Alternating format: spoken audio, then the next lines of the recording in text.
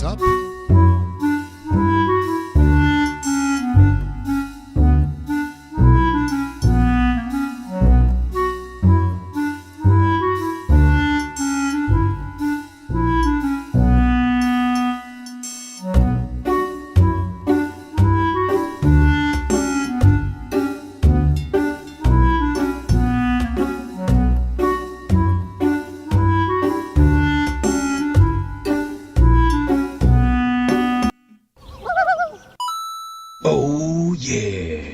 Gang, what's up? Aaron here, Canadian Looney. Smash the like, hit subscribe. We're in for a great show. We've got Pierre Poilievre on the roster. He's going to be delivering an epic speech at the Conservative Convention 2026 from Calgary, Alberta.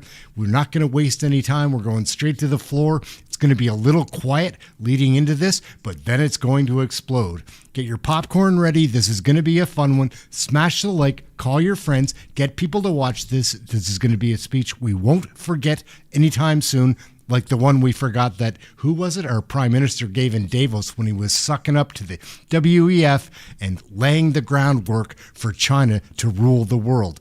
What a mess we've got. Pierre Poilievre is going to clean it up. Hopefully, we need an election. Let's kick it off. Let's get right into the show.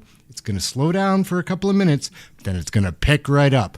Time to go get your popcorn. Keep this running. By the time you get back, we'll be deep into it. Let's kick this off. Let's go.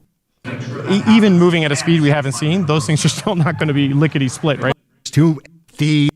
Kick things off here at the convention with two members of Pierre Poilievre's caucus. Joining me now is Michelle Rempel-Garner, the MP for Calgary Nose Hill and the Conservative critic for Immigration, Refugees and Citizenship, and Adam Chambers. He is the MP for Simcoe, Northern Ontario, and the Conservative critic for International Trade. It's good to see you both. It's awesome. Thanks for being in Calgary. It's warm here. It's good. It is a heck of a lot warmer. That Chinook weather is lovely. Well, Michelle Rempel-Garner, let's start with you because well, you have the home field advantage as a Calgary MP. What do you expect to hear from your leader tonight? What do you think the people who are not already committed Conservatives need to hear from Pierre Poilievre? Well, I think he's going to talk a lot about his love for Canada, some of the principles and policies that we're putting forward to make life more affordable for Canadians. And, I think reemphasize all of the points that has broadened our voter coalition over the last year. And I think that will continue to grow going forward. It's what you're hearing on the floor here. It's what you're hearing from delegates, and there's a lot of energy in the room. How do you think he has to address, Michelle, the issue of Alberta separation as it's bubbled up this week, right? Because it sideswiped the First Ministers a little bit. What do you think we're going to hear from your leader? Well, it's not a surprise to any Alberta MP. Mm-hmm. I mean, the reason why I run as a Conservative, one of the many, is because you haven't seen this type of unity crisis under a Conservative government. I was a Stephen Harper cabinet minister, and we always thought about how to bring regions together. The question you asked for me is really one for Mark Carney. Mm-hmm. The reason why you're hearing this type of sentiment is because there are a lot of people in Alberta who feel that over the last decade, the federal Liberal government has pitted Alberta against the rest of the country to the detriment of our national unity. So I think it's something that the Liberal government, Prime Minister Carney, has to take seriously. And for me, my job as an Alberta MP is to raise some of the concerns that are coming forward. If we're going to have a positive, united Canada that's sovereign, a strong Alberta means a strong Canada, and that's something that they have to talk about. So, Adam Chambers, I've only been in Calgary for a few hours, but the Conservatives we spoke with coming in here and around and leading up to this, they expect a pretty good number in the vote for your leader tonight. We'll get to that in a second, but what do you think we're going to hear from him? Not for the delegates here who are very happy with Pierre Poilievre, but to the rest of the country that are paying attention to your leader's next move. Sure, like Michelle, I would expect a strong, love for Canada speech, but let's remember one of the things that brought Pierre to great heights and success was the fact that he was constantly focused on speaking about the issues that people care about. Mm-hmm. Leading up into the next election, the past election, Conservatives ran the table on housing, on crime, on affordability, on spending, and on taxes. And that's the reason why we had been doing very, very well, and because we were speaking about those issues, those were the issues that Pierre brought forward. I expect him to continue to focus on those issues that people care about, because that's the path to a winning election in the next time it comes. Look, there's no question of all the national leaders in Canada, he sees on that issue set first, foremost, and most profoundly, and for whatever reason, the Trudeau Liberals did not respond to it. But it's the Kearney Liberals now, and they are not as slow to react to it, whether you agree with the policy, but they are speaking about it. Yeah, they're slow. Well, they're acknowledging it, they're speaking to it. Yeah, but that's right? not action.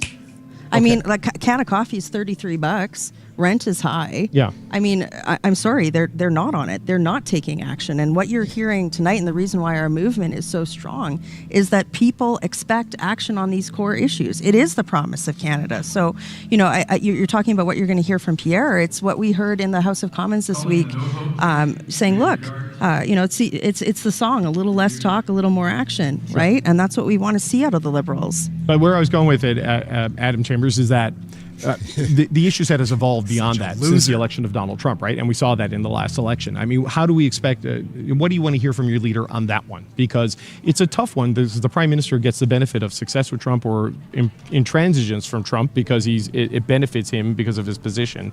How do you deal with the foreign policy issues? How does he deal with that tonight? Sure. Just a quick reminder, guys, if you dislike David Cochrane, smash the like, hit subscribe. That's it. We work really hard at this stuff. Let's get back to the video. There's no question you have to talk about the president, but I would say if that's the only thing that we talk about as a country, we will be doing ourselves a disservice. We had issues to deal with as a country before the president won the election. We will have plenty of issues to deal with after the president is the president, that if we don't work on today, we will not have a strong, sovereign, united country. You've heard some of the concerns that Michelle has talked about, national unity. If we don't get housing right, if we don't get crime right, if we don't get the taxation system right, our country's going to be difficult to raise a family, to live affordably. You see young people leaving the country. There's been a number of high-profile stories of entrepreneurs, young individuals who've built a business, and where do they go? They go south. I mean, we got to make sure we're creating a country here that people want to live and want to stay in. And I think, if we just focus on the president, we can't ignore him, there's no question. But if we just focus on him, I think we'll do ourselves a disservice in the long run. It's a yes and, though, thing, isn't it, Michelle Rempel-Garner, that you have to obviously focus on. The challenge of generational fairness is a profound one. I got 2 young boys. I want them to have the life I had or better, right? And it's something premiers, I wonder who the father of his kids are. mayors, city councilors also had to get a bit more in the game on. But the foreign policy challenges the country is facing are pretty seismic, right? And the Conservatives need to offer a path on that, too. I look at it differently. I think the Liberals really want the ballot question, whenever the next election may come, to be the current American president. And that's because you talk about your kids. There are reasons why we're questioning if they're going to have the same path to prosperity that you do. And a lot of those reasons lie in a decade of failed Liberal policies, but also a lack of action that we've seen from Prime Minister Mark Carney over the last year. He ran on a campaign to to build at a speed we've never seen before in Canada. Well, where is the building? So, for me, yes, you're right. Like, we have to talk about Canada's place in the world, but how are we building up Canada's military? Where's the action on trade? When are we putting a pipeline in the ground, or a shovel in the ground on a pipeline for energy security and energy sovereignty? So it's our job to make sure that those questions are being raised, that the government's being held to account, and that we're proposing, common sense solutions to also address those issues and inspire Canadians as a government in waiting. Right. Well, I had R.J. Simpson, the Premier of Northwest Territories, on the show last night, and he was talking about these multi-billion-dollar procurement notices that have gone out on the Arctic security from the Department of National Defense. So even moving at a speed we haven't seen, those things are still not going to be lickety-split, right? Well, they need to be. Sure, but moving fast could mean a small number of years as opposed to a decade. No. Right? If Mark Carney's going to move at the speed that we've never seen before, then we need to move at the speed we've never seen before. This is about showing leadership, holding a cabinet to account, and actually moving, actually doing things, and just saying like, well, okay, it's still going to take many years. We don't have many years. Right. There has to be a sense of urgency that we're just not seeing out of that government. And again, like it's just not accepting the status quo. We Michelle is quashing him. took the Prime Minister at his word, All right, gang, we're going to cross over. I've picked up a signal. They're spitting something out. Let's jump into what they're doing in Calgary. This should be pretty fun, I think. Like, why wouldn't it be? Pretty quiet. It's going to be quiet for a bit. Not that long, a couple of minutes. Anyhow, smash the like, hit subscribe. Let's see how many people we can get watching this tonight. Everybody's all dressed up here tonight, it seems.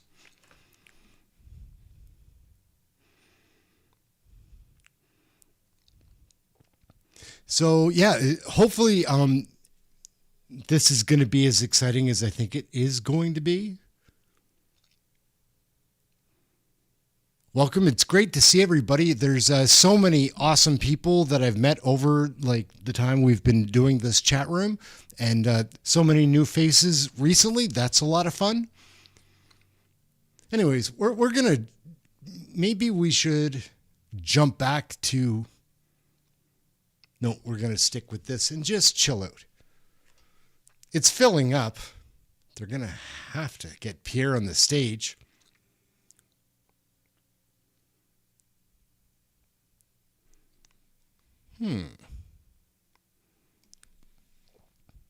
So yes, let me know in the comments, guys, where everybody's from. I'm from Nova Scotia. I lived in Halifax. I grew up in Guysborough, Nova Scotia, and what a pleasant place to grow up. Things have changed so much.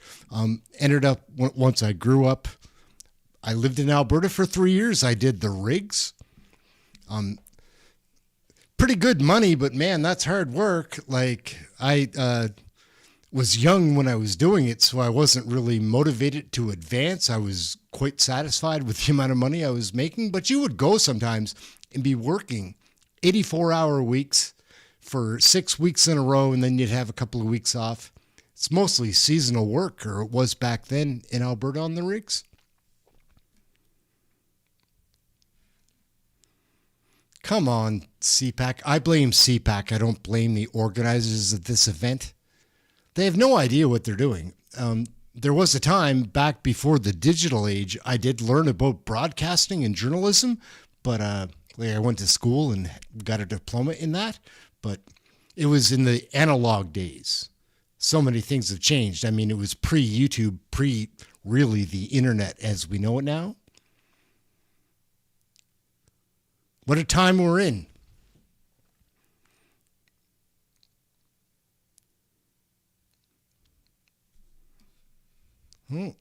There we can see that's Lila Goodridge right here. We can see in the comments. Let me know who else you can see. Cheers, Alberta. I liked Alberta very, very much. I had a really good time. I was living in Calgary, but like I'd fly like northern Alberta or northern British Columbia to do jobs, and then you'd be in camp for weeks. When camp wasn't a bad experience, like I very much enjoyed it. It's funny, like I've lived in so many different houses and apartments, especially when I was young, like moving every 3 months, it would seem. But I've only really lived in 4 places. I lived in Guysborough, Nova Scotia, Antigonish, Nova Scotia, Calgary, Alberta, and Halifax. Oh, I lived 2 years in Kentville, Nova Scotia as well. I went to school there for a couple years. Going to say hello to my Australian friend, Peck Jeeper. I believe, if my memory serves, you're from down under. Thanks for tuning in. Thank you to everybody for tuning in. I'm looking very forward to this speech. Like, it's a funny thing. people get very upset with liberal voters, but if you don't know, you don't know. You just believe what you see. And if they only watch CTV or CBC and they think they're staying in touch with like politics through those news avenues, it's worse than not watching, because they tell you things are okay. Like, and if they would watch anything frontline politics from the House of Commons, watch both sides of the story unfold, they'd realize very quickly that there's something funny going on. Because this is how I came to start this channel. I wanted to start a YouTube channel. I was just bored in my career. I worked for a government-owned liquor distributor here in Nova Scotia for 18 years, and it was brutal every friggin' day. It was awful, bad experience. But while I was still working there, I knew that I needed to find a fun, productive hobby, and I wanted to do a YouTube channel and see if I could use any of the skills that I had learned when I went to school for journalism and television production. If you could make a YouTube channel out of that. Anyhow, I had a whole bunch of ideas to do a channel about, but at the time, my standard of living, and I'm a single person, I don't have children, my standard, and I had a pretty, not cushy and posh or anything like that. For most of my career, I was a professional logistician. I did planning for their distribution, and whoever that company is, doesn't matter. And so I wanted to use what I had learned in school to just have a fun hobby. And I didn't want to try my best ideas first. And also what I had noticed was my standard of living was decreasing, and it shouldn't, because I wasn't spending any more money. I'm a pretty low-key person as far as I don't need a lot of money to live. And yeah, started this channel about politics because I was wondering, why is my standard of living going down? Like, noticeably, I went from being able to save quite a bit of money a month to not being able to save at all. And so we started politics. And when I started, I'm not kidding. When I started, I thought I was a liberal, because the last time I had voted in an election was 2015. Like, I didn't pay attention there for a long period of time. But in 2015, I did vote liberal. And I felt at the time we did need a change from the government we had had for a long time. Little did I know, I didn't have a crystal ball that was going to forecast for me what I should do differently, like get educated, because it's been a farce since 2015. The first couple of years of transition, no one really pays attention. Like, they give some wiggle room to the governments.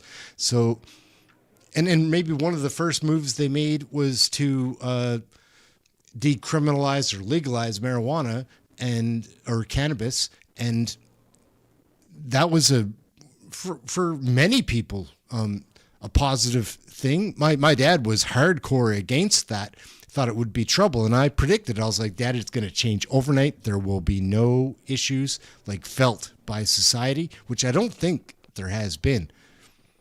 But besides that change in law, I don't know if the Liberals have done one positive thing in the decade that they've wasted our time. Not just wasted our time, they've spent our future money.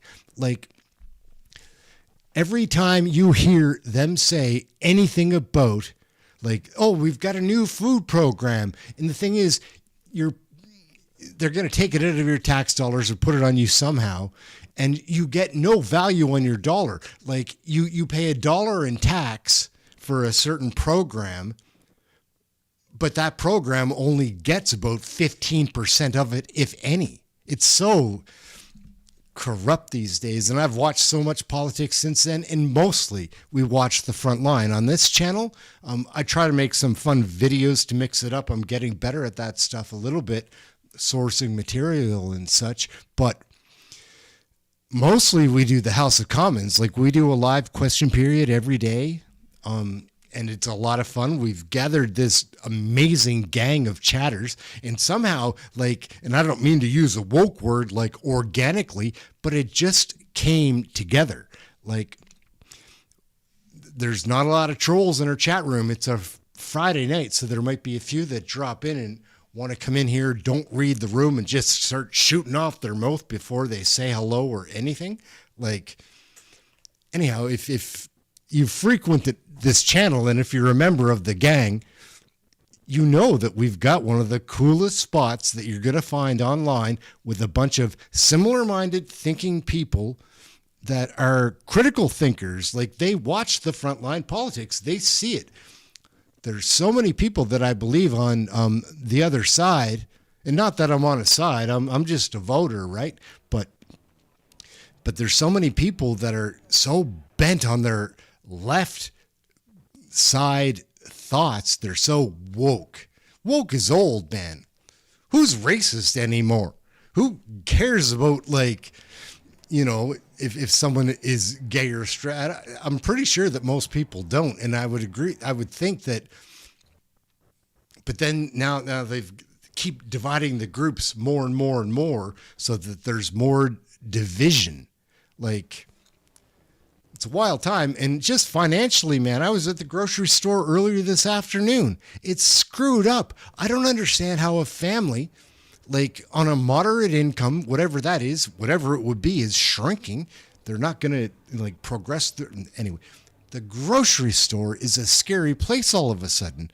And I used to enjoy going to the grocery store, like, to see some people and have a chat or whatever with whoever. I think everybody there now is stressed when they're at the grocery store because they're like, I hope I can afford to eat something healthy today. I just saw Frank Caputo zip by. Anybody see that? Once the show and this is the show, I guess, but once they start doing a production here, which hopefully they'll hurry up and get it going, I'll get on the keyboard. You can't do this and that at the same time. My mind can't anyways. And I'm inexperienced at just getting on here and not filibustering, but we are stalling. I'm glad that, and this is live. Like what you see in the background, that is actually the live signal coming in on real time, and the audio just is not there yet. Strange.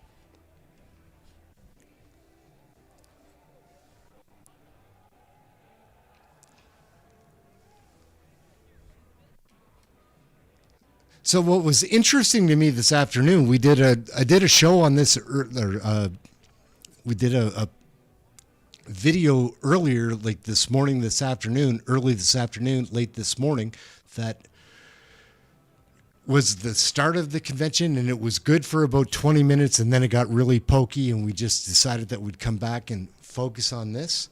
And once Pierre gets on the stage, I'm a big believer in Pierre Poilievre. I have no idea why anybody that ever has watched Pierre, like, besides some clip that's cut up to make him look bad, that's taken out of context, again, besides a couple of jokes that I make about Mark Carney, I don't do that. Like, I want to show everybody the information that I base my opinion on. I don't really want to share my opinion so much. I give my 2 cents away too often. I know people just want to see the politics, or this is the audience that I would most enjoy. People that want to see the real frontline politics so they can make up their own decisions. Like, and from what I've seen over the last couple of years, which would be thousands and thousands and thousands of hours of frontline politics, haven't missed a question period. I think I've missed 2 question periods in 2 years. And that was just because I was too frustrated at the time to watch Justin Trudeau. Like, it would change my mood after I was watching him for so much. And I came in, like, ready just to find out why things were happening. It took me about 3 days. And I'm like, these guys are always lying. Like, have they ever played poker? Because I don't think they do very well at that game. Because they're bad liars and they don't read anything very well. And it's a funny thing. I actually by now, and I wouldn't have thought this 2 years ago, but I do by now think that there are people, a lot of them from the Liberal Party actually have low IQ scores, because it's not like they're sociopaths. Mark Carney's a sociopath. He is a nut, and he's smart. Watch out for Mark Carney. Like, Justin Trudeau was a stupid prime minister, a stupid human being. IQ probably like around 100, 105. Such a con. But Mark Carney is dangerous because he's smart. He manipulated Justin Trudeau to set up what he's trying to finish off. And I don't know if it's too late, but it's coming close. And I just wish they'd give Poilievre a chance. All the people that listen to the foolish legacy media that have no other influence. Again, I watch all of CBC's important videos. I watch all of that stuff so I can read it. I don't enjoy it. It's not like I'm learning about the news. Thank you so much. I am 5S. Thank you so much. I can hit that. I'll try to get back to you. That's a lot. And that's also something else. I appreciate that so much. Nobody's going to say no to a gift like that. But I'm not pushing that either. I do appreciate it. I am 5S, though. That's amazing. Lisa Hudson, hadn't seen you in a while. Here, I'm going to chat to the chat room for a while. I'll get my typing out of the way. My sister Trees, how you doing? Always a pleasure to see you. Rigged Outcome, what is going on? Ghost of Chance, always a pleasure, man. That very generous last night. Rory Zettler, what's going on? Great to see you. I'm Brad Wall. We're getting some audio. I hope it's not lost on us that the precious few examples of positive action from the Liberal government are the result of them copying ideas from Pierre Poilievre and the Conservative Party. A couple of examples, the GST on new homes, and very significant for those of us in Saskatchewan who fought the carbon tax from day one, the end of the consumer-facing carbon tax. These examples underscore the point that in the run-up to the last election and during the campaign, we had from Pierre Poilievre and his team principled conservative. So I don't know what's going on here. It's so dark and they don't explain. Maybe we'll find out. I'm just going to stay back here and keep quiet, and we'll watch the show. Everybody's here. So good to see everybody. Thank you for tuning in. Been in many elections. Under Pierre Poilievre's conservative leadership, his principled conservative leadership, the party achieved more electoral success than it had in a very long time. That's why we as a party are in a good position right now. That's why I believe as a party, we need to continue to offer the same kind of leadership, the same kind of principled conservative alternatives, the same ideas around affordability, the same ideas around the economic health of our country. And we need to do it effectively, as Mr. Poilievre has done to date, to garner more and more support until we get to that conservative election win and real change and much needed change for this country.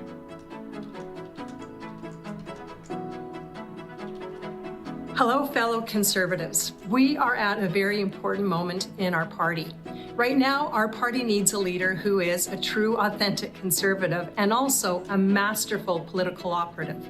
Somebody who can communicate clearly, think strategically, and connect with how Canadians are really feeling. We have that person in Pierre Poilievre.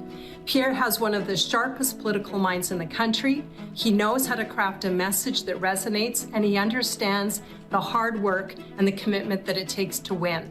He doesn't feel entitled to the job, and that's really important because we are in a tough fight and there's no magic wand. To use a hockey analogy, Pierre is our best enforcer and he's also our best goal scorer. And Pierre knows how to be which one in order to win. Just as importantly, Pierre knows how to surround himself and is surrounding himself with other leaders who will bring out the best in him, who will complement his strengths and bring him balance. Without hesitation, I support Pierre Poilievre. He is the right person to lead our party and to lead our country. As you know, I have served each one of our leaders as both a member of parliament and, like many of you, as a volunteer. So my opinion comes with some experience. I support Pierre. I ask you to do the same. Hello to Conservatives from across Canada. My name is Abhi Khan and I am the leader of the Manitoba Progressive Conservative Party. The threats and challenges facing Canada at this moment are substantial. We are facing issues that are unheard of in a modern democracy. But Pierre is a fighter. He will not quit. He works hard for Canadians. He works hard for single parents, children, and people who simply need a chance in life. Manitobans believe in a united Canada and leadership that stands up for Canadian families, farmers, and small businesses. Together, with Pierre as our leader, we must work to put Canada back on track, to build a stronger future for Canadian families and all future generations.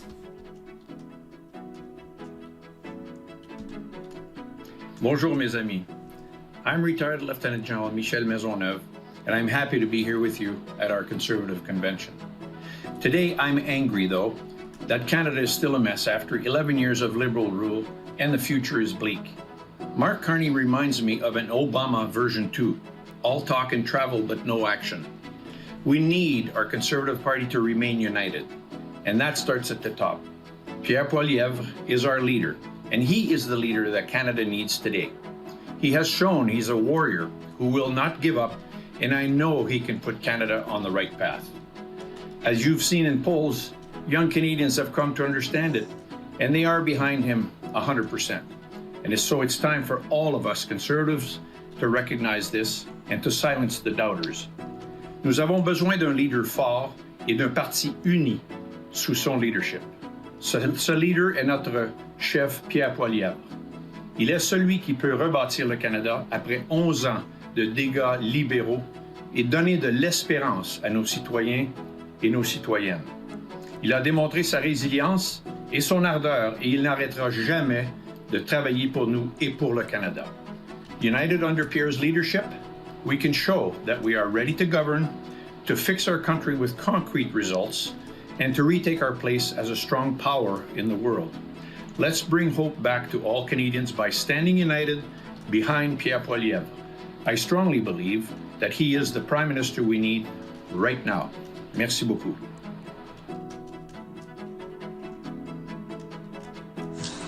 Hello, everyone.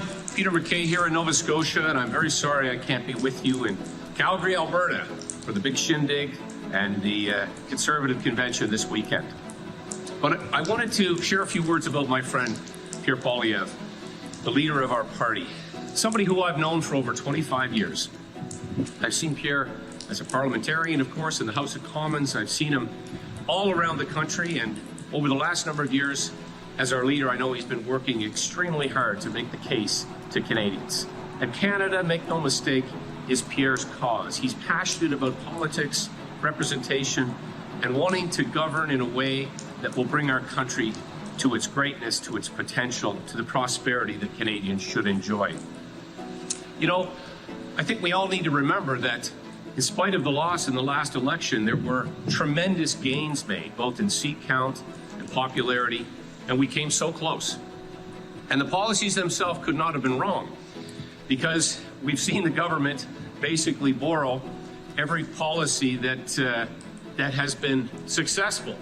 The difference being that they don't implement them, they only announce them. We need the real deal. We need authentic leadership. And that's what Pierre represents. Pierre has truly become one of the most effective leaders of the opposition that I have ever seen.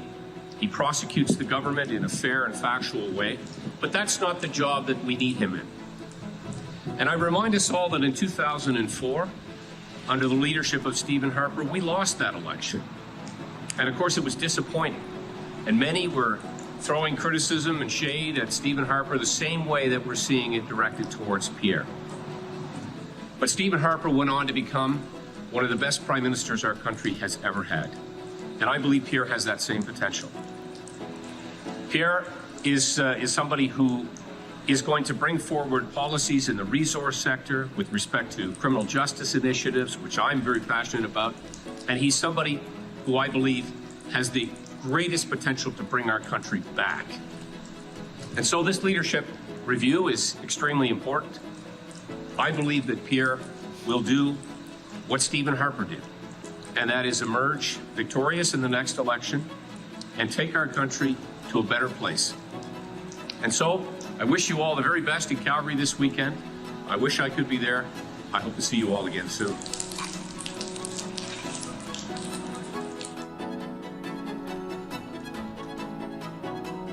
Hi, everyone. I am so proud of our Conservative movement and so proud of our leader, Pierre.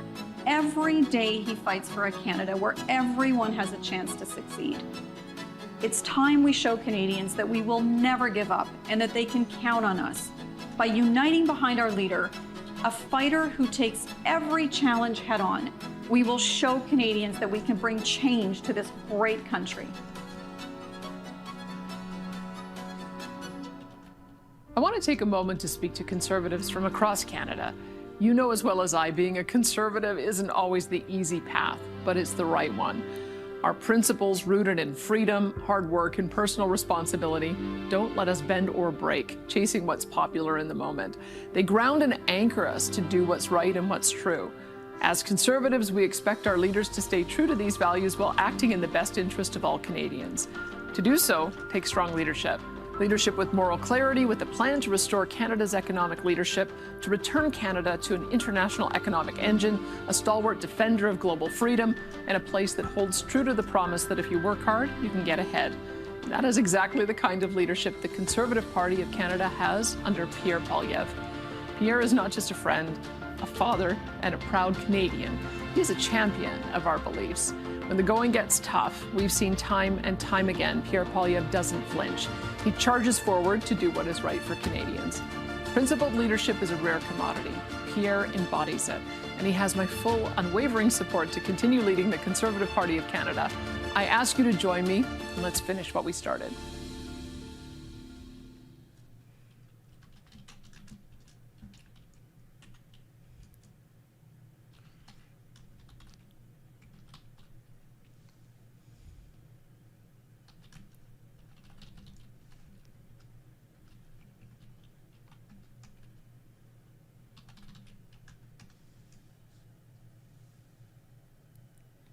And so it's pretty strange. It just goes silent. Like CPAC has no idea how to make a production. It's ridiculous. With the budget they would have, and they can't get anything right. Christ, they can't get translators that translate. Now, I don't mean to be cynical. I'm looking forward to this. Good evening, everybody. Here we go. How is everybody feeling tonight? Right, Sandra Kobina, kick it off. I think we can do a little bit better than that. How is everybody feeling tonight?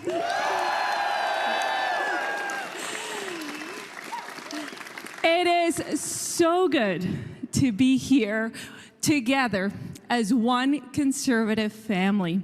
It feels so good. I am Sandra Kobina, a proud Conservative Member of Parliament for Newmarket, Aurora.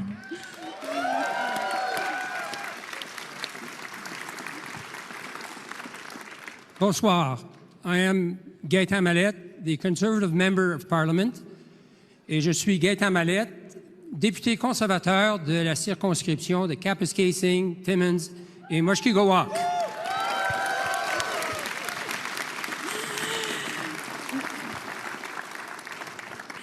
We are two new Conservative members of Parliament from distinct ridings. But both ridings represented key flips from the Liberals and the NDP to the Conservatives.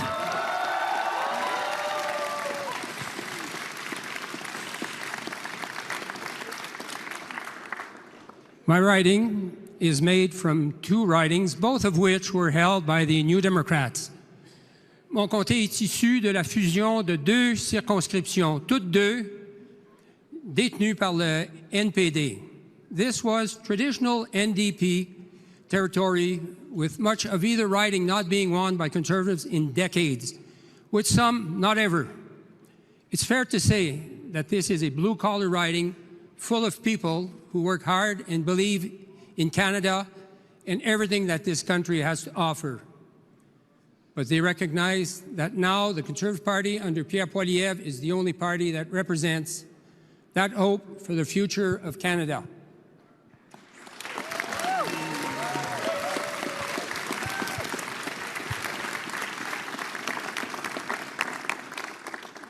Pierre spoke to them directly. He spoke to their beliefs in hard work and in the amazing project that is this country. And they believe in him. Let me tell you a quick story. The Member of Parliament I was running to unseat was Charlie Angus of the NDP. He held an event in Kirkland Lake one evening which brought just 18 people out. The next day, we held a meet and greet with Pierre that blew the doors off the town. We were hoping for 250 people to show up. Well, we got more than 500.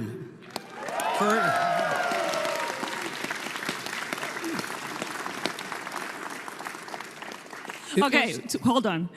That was more than 500 people in Northern Ontario. That deserves a louder applause.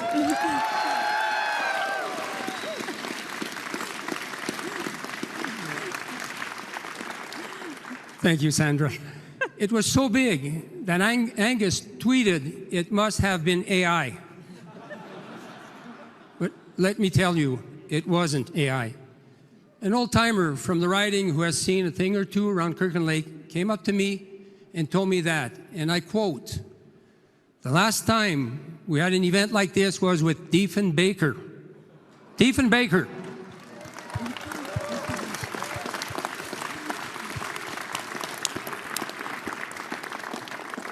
That's 65 years ago for a lot of young people here. That's more than half a century. Now, that's the excitement that Pierre has created in ridings like mine. He's spoken directly to the hearts and souls of hardworking Canadians across this country who believe, and they are still standing strong with him. Il s'est adressé directement au cœur et à l'âme des Canadiens et Canadiennes qui travaillent fort partout au pays et qui croient en lui et continuent de le soutenir avec conviction.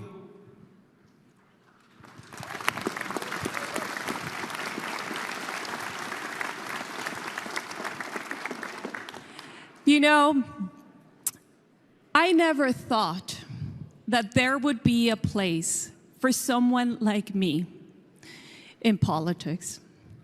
I am an immigrant who came to Canada with nothing. And I mean nothing. We just had the clothes in our bags. I am a mother of 3, a finance professional on Bay Street. But after a decade of failed Liberal policies, I came at a crossroads. I saw the challenges that our country was facing. And I saw Pierre Poilievre, a leader who understood the hardworking Canadians who felt unseen and left behind by elitist politicians. A leader who loves the ordinary Canadians he so proudly calls extraordinary.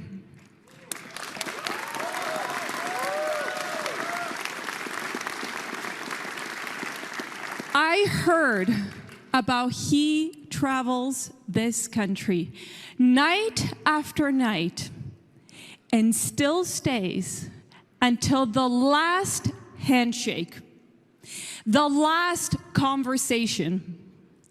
And I came to know him as someone who carries the weight of those conversations and turns them into his mission to restore the promise of Canada.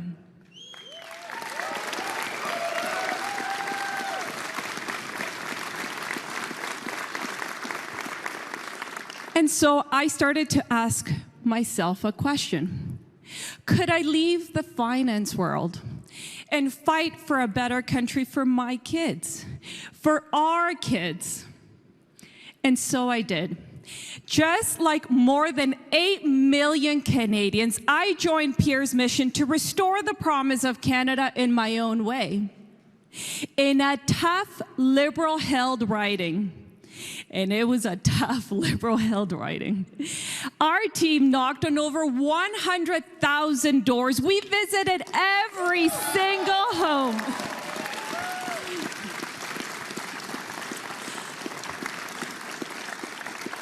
We visited every single home, not once, not twice, 3 times.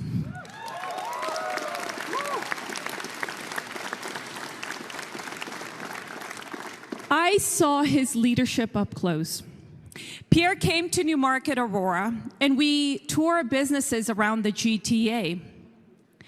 And let me tell you, when Pierre shows up, he doesn't just take a few photos and disappears. He knocks. He listens. He stays. With Pierre, the work doesn't stop when the cameras turn off.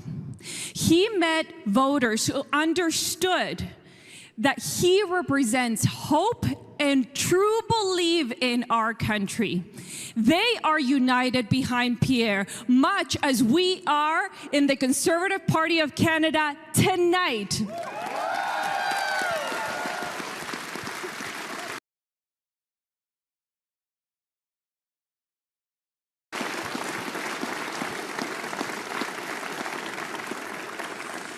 And you know what happened next in my riding? Conservatives won Newmarket, Aurora.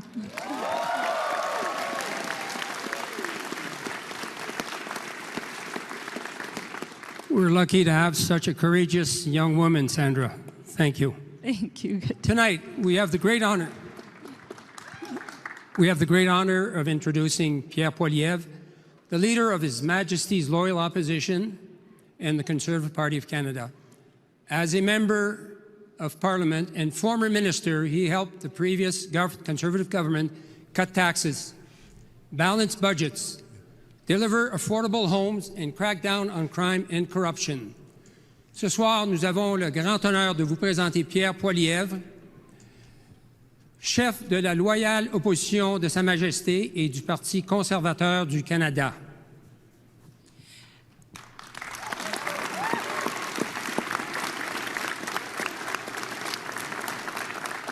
Pierre has spent his career fighting for Canadians, fighting against massive money printing deficits that led to inflation and the affordability crisis, fighting for tougher laws to tackle crime, fighting to help those struggling with addiction, fighting to unlock Canadian resources.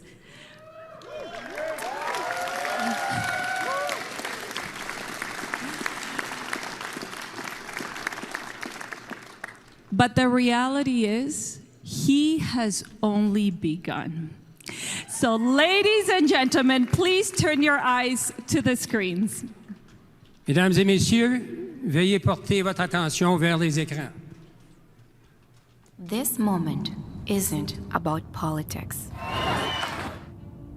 It's about the people who build this country. The ones who get up early, work hard, and are still overlooked. For too long, Canadians have been told to wait, to settle, to believe nothing can change. But real change doesn't start in Ottawa or fancy boardrooms. It starts by listening on the street, in the stores, in the quiet conversations that never make the news. En regardant chaque personne droit dans les yeux et en partageant ses rêves, le changement est possible grâce aux gens qui refusent d'abandonner. We fight for Canadians who have fallen and fought their way back. People written off and left behind, not with excuses, not with empty promises, but with the hope that everyone deserves a chance at the Canadian dream. Our party fights for a generation that did everything right and still feels ignored. Des jeunes Canadiens qui ont étudié, travaillé fort économiser et respecter toutes les règles, mais qui se demandent s'ils vont un jour être capables de s'acheter une maison pour fonder une famille.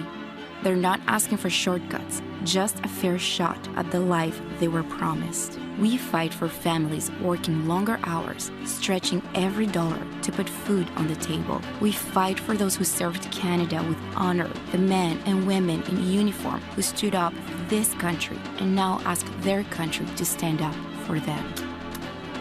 On se bat pour l'avenir de nos enfants et de nos petits-enfants, pour qu'ils puissent grandir ici, fonder leur propre famille et vivre dans la liberté, la sécurité et l'espoir, pour qu'ils puissent croire à notre pays.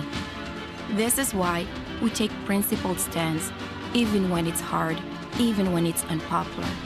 We fight even though it is a sacrifice for our family, even when we miss our kids, even when we are on the road.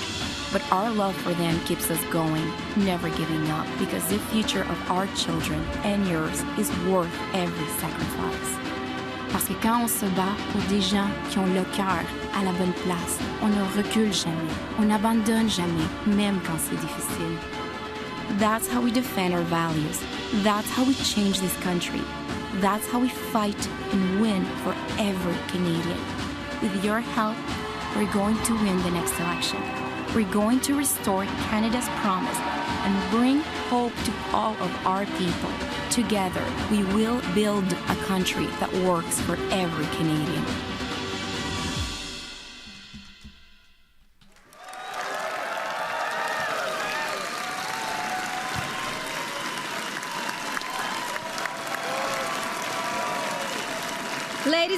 Ladies and gentlemen, mesdames et messieurs, je vous présente my husband, the next Prime Minister of Canada, Pierre Poilievre.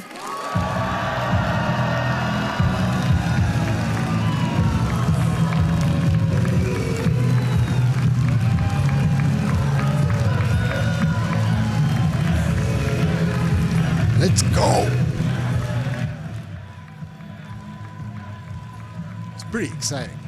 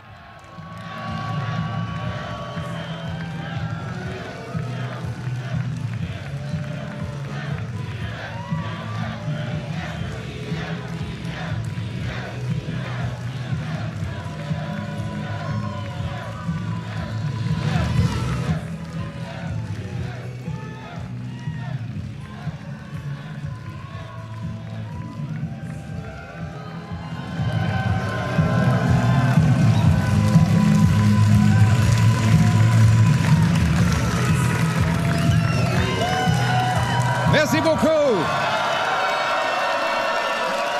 Merci beaucoup tout le monde. Merci beaucoup tout le monde. Merci Anna, l'amour de ma vie, the mother of my two beautiful children, Valentina and Cruz.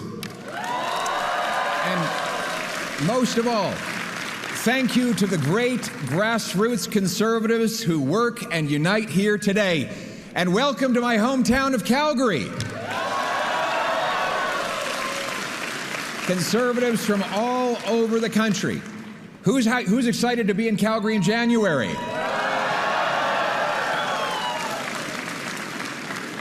We're tough, we can take it.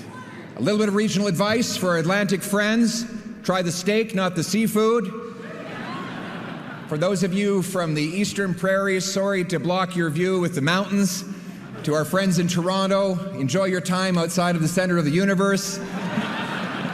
I love seeing so many Conservatives in one place, but it must freak the Liberals out enough to invoke the Emergencies Act.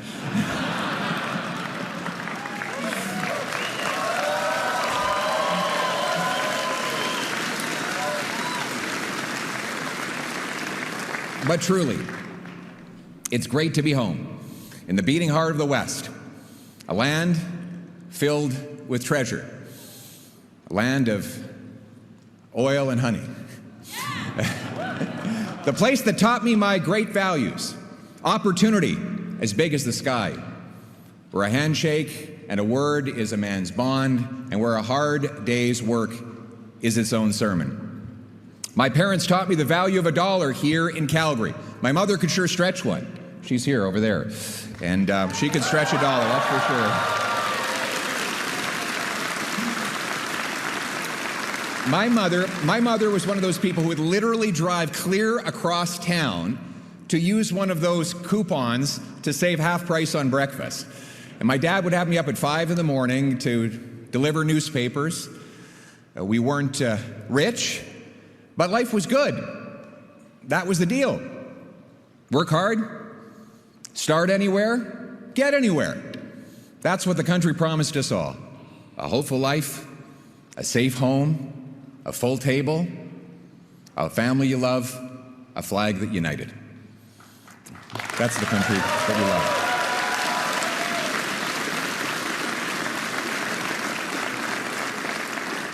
We call it the Canadian Promise, the deal. The professors might call it the social contract. The people have kept their part of that bargain, working hard, spending less, following the rules. But unfortunately, the government has not kept its part of the bargain. Right now, as we gather, families are struggling to do the math. Young people are wondering if they'll ever have a job or a home. Worried parents are sitting at kitchen tables with empty fridges and empty bank accounts, and seniors worry that their savings might not last as long as their days. This Liberal government doesn't just leave people behind, it prices and shuts out youth from homes, workers from jobs, and families from groceries.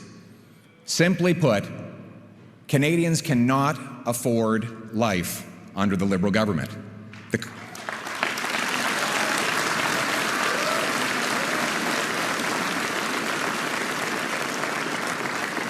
The government is literally the biggest item in a family budget today. It takes up more money than food, clothing, and shelter combined. The cost of government is driving up the cost of living. Taxes and record money-printing deficits are inflating everything. And it's no coincidence, therefore, that as the Liberal government doubled the debt, housing costs and food bank lineups doubled at the very same time. Now, they promised that all these deficits were going to lead to investments. You know, it's kind of like the old magicians who said that they could turn lead into gold. But those deficits never became investments. In fact, Canada has had the worst investment and the worst growth in the G7 over the last 10 years. Amazingly, Canadian citizens, this is an incredible fact, Canadian citizens now open more businesses in the United States of America than they do in their home country. That's elbows out. And taxpayers spend more on federal debt interest than on health care. That's more money for bondholders and bankers than for nurses and doctors. Liberal laws have unleashed crime. Out of control, open borders, immigration has overwhelmed health care, housing, and job markets. cancel culture, and identity politics divide Canadians. Separatist movements are reawakened. After 10 years of Liberal rule, Canada is more costly and crime-ridden, dangerous and dependent and divided than ever before. Now, Mr. Carney, he promised to change all that. But here we are a year later. You know, what's changed?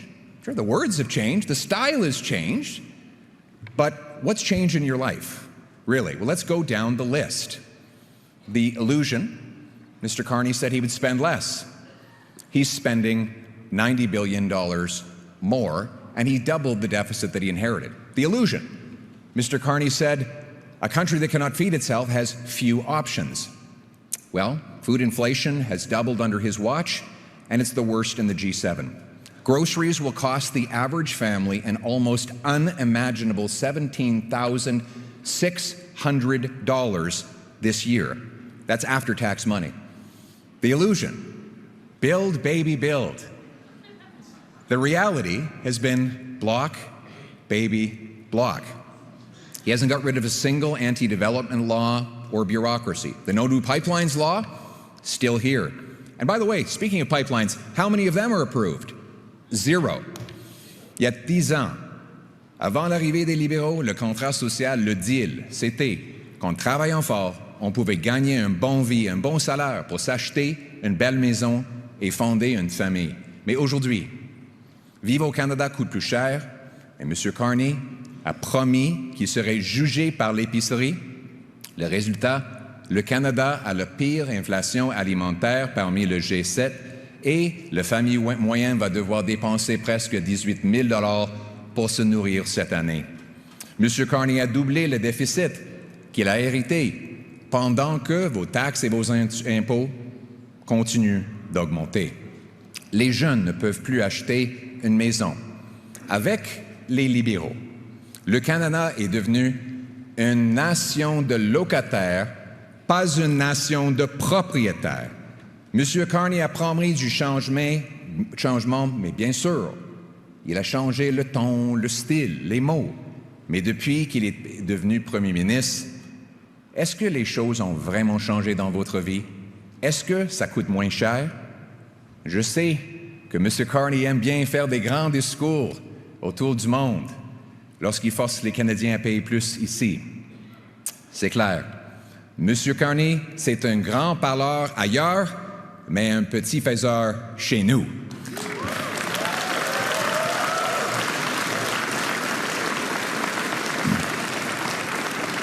So I've got a funny paradox for you. I've got a bit of a funny paradox for you. He imposes taxes and red tape on home building, resource development, and businesses. Then he creates new bureaucracies to subsidize home building, resource development, and businesses.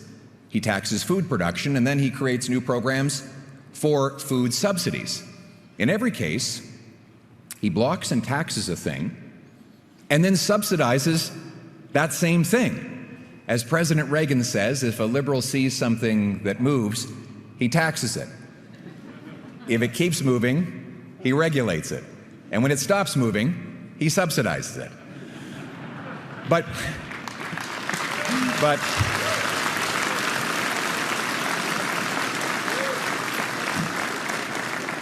why not just get out of the way and let things move? Well, because then there'd be no role for him. No photo op, no power. If everyone could just get up and do great things without him, he would be less relevant. The government would be less important. This way, you have to give him your money and then come ask for some of it back. And he can claim that he's building the thing that he's blocking. The cost of the benefit is seen in the form of his photo ops and political power, but the cost is paid by the homeowner who can't build a home, the carpenter who never gets a job building it, and the family that never gets to move in, or the entrepreneur who never launches the business, or the senior who, because of all these extra costs, has to choose between eating and heating. These costs are so often unseen, and even more often, so too are the people paying them. But my message to those people who have felt unseen for too long, who are carrying the country on their back and feel underappreciated and overworked. Conservatives see you, and Conservatives will fight for you.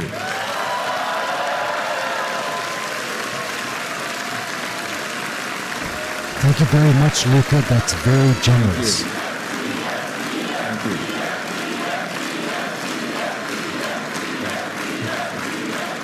Thank you. Thank you. It looks fun there. The people need the government off their backs, out of their way, and by their sides. And when I become Prime Minister, these great Canadians will not need to ask my permission to succeed.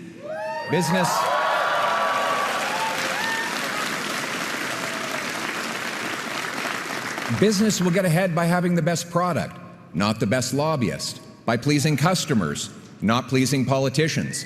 I love you too. Thank you.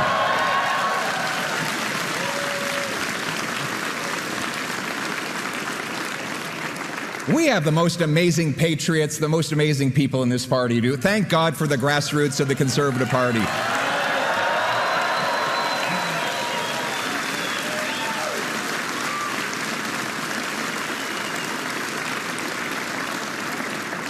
And the great people of our country as I go around and I meet the people of this country, and I spend half my time doing that and half my time on Parliament Hill, it's become very clear to me that the common people, not the ordinary people, the extraordinary people, they have all the wisdom and the virtue to make their own decisions and run their own lives. They don't need to be bossed around by government.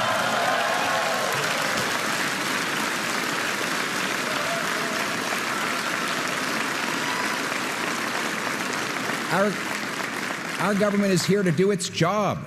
Only the things that people can't do for themselves, not run your life. In fact, if I were starting a new political party from scratch, I'm not. But if I were, it would be called the Mind Your Own Damn Business Party. It would be.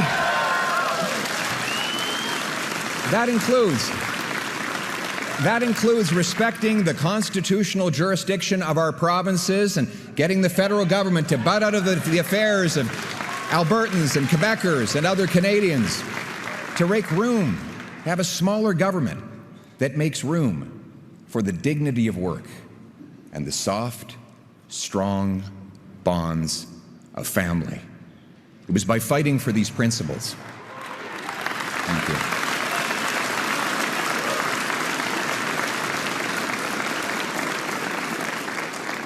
It was by fighting for these principles and giving hope to the common people that we won the most votes in our party's history, 2.5 million more votes and 25 more seats, often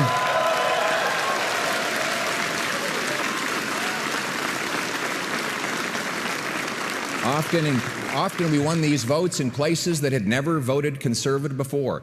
And now it is clear, Conservatives are the party of workers, including union workers, small business owners, and young people.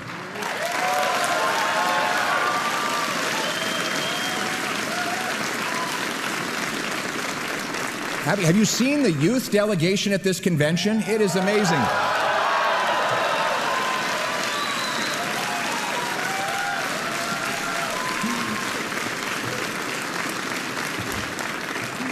In the past, when I was growing up, we would go to a Conservative convention and you'd look out at the crowd and it would be the Great White North, white hair everywhere. And we love the people with white hair, the wisdom that they share with all of us, but we also need a party that's infused with young people. And on that front, we are the youngest party and the oldest party. In fact, Elections Canada holds a mock vote in the high schools on Election Day, and this year, Conservatives won. We came in first.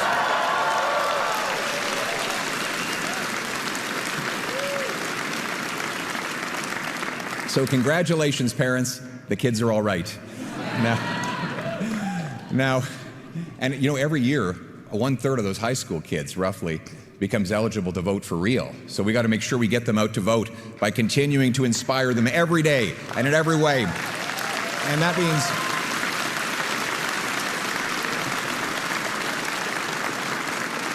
now, obviously, elections teach us lessons, like, for example, the need to hold earlier and open nominations, to have more local autonomy, to empower our local riding associations, who are the backbone of our organization.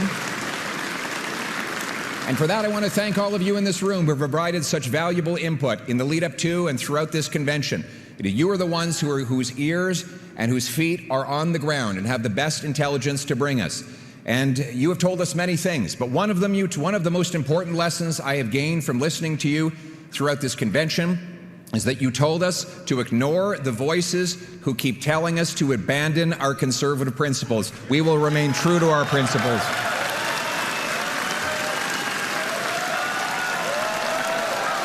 Absolutely. Thank you. Thank you.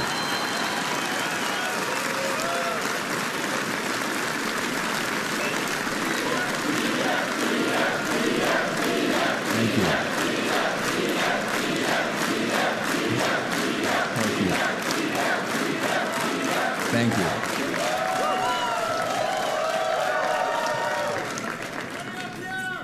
Thank you very much. On the issue of the principles that we hold, we won the debate in the last election on every single one of the big issues. On carbon taxes, inflation, housing, resources, crime, drugs, and soon we will be proven right once again on the wasteful and insane liberal gun grab.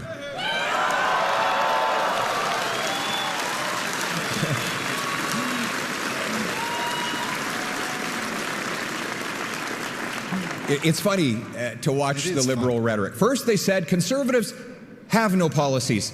It's just slogans. Then they said conservative policies are very scary.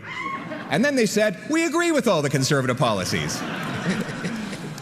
The best part of being conservatives is that eventually everyone admits that we were right all along.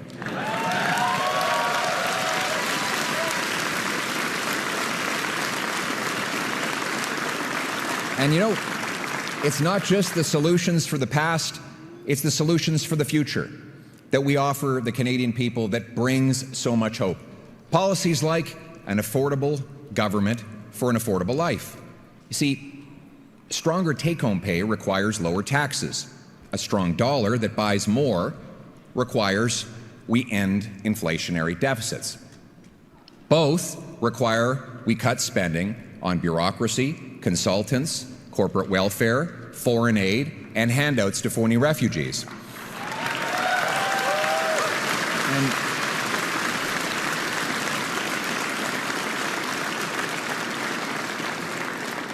speaking of affordability, everything should be dirt cheap in Canada because we have the most dirt in which to build homes, grow food, and dig resources.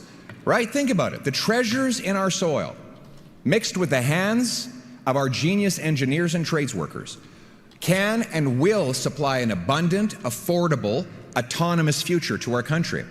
And now more than ever, we need autonomy and independence. Unfair and unresolved U.S. tariffs and diplomatic distractions and disruptions from down south and from other places show that we cannot rely on others to secure our borders or buy our goods. Conservatives renew our good faith offer to help the Prime Minister and his government get U.S. tariffs removed and open new markets abroad. We will work with the government in any way we can because Conservatives always put our country ahead of our party.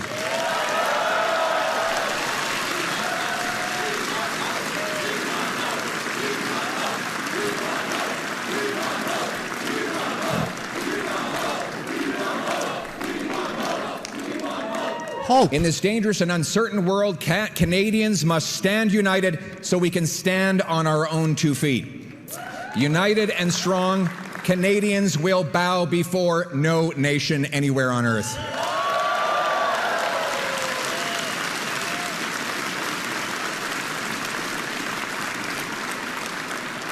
Canada must make new friends, honor our alliances, and do our part. On resources, trade, diplomacy, foreign aid, and everything else, though, it's clear we must prioritize our own national interest above all else. And here's the good news. The good news is that the same conservative policies that will make life affordable will make Canada more self-reliant. We will do it by starting with the Canadian Sovereignty Act. This is a law that will put us back in charge of our lives. It'll bring home the $500 billion of investment that has fled south by ending capital gains tax on reinvestment in Canada.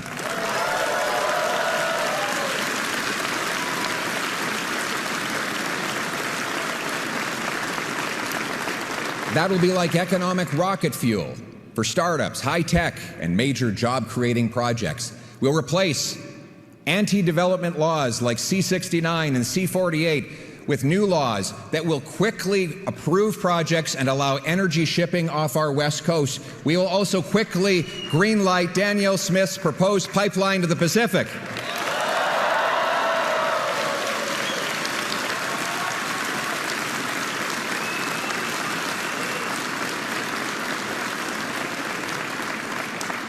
Let me just put this into context.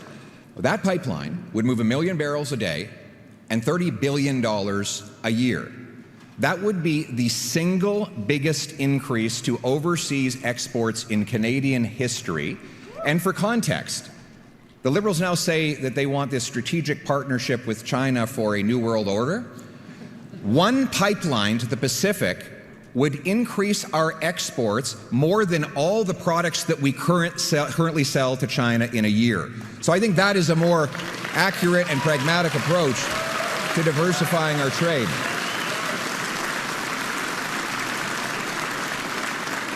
We will end the industrial carbon tax so that we can produce more steel, aluminum, and other things that it takes to grow food and build homes. And speaking of that, you want to launch or relaunch the biggest tariff-proof industry in Canada? You know what it is? Home building.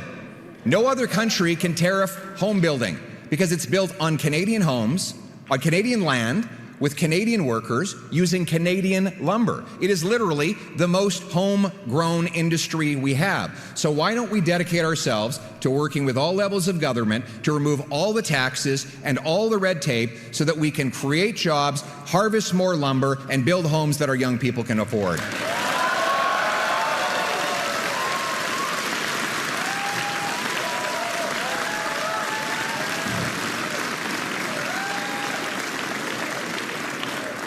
We'll create free trade bonuses for our provinces to open up markets to the rest of Canada. We'll bring incentives and rules to ensure that we keep our Canadian technologies in Canadian hands on Canadian soil. We'll move from the second slowest building permits in the developed world to the fastest building permits anywhere in the developed world. You know, people ask, it seems so complicated. How is it that we get things built? There's actually a very simple checklist that you need to build resource projects. 1, you need the resources. Check. 2, you need the workers. Check. We've got 100,000 unemployed construction workers available to start any day. 3rd, you need the investment. Check. We've got massive pension funds that are literally investing hundreds of billions of our savings in other countries where they can get things built. So the 4th thing is the only thing missing. It's the federal government permits. They are among the slowest in the world. We need to check mark this box so that we can get the federal government out of the way, get the permits so we can get shovels in ground, and that's what we will do.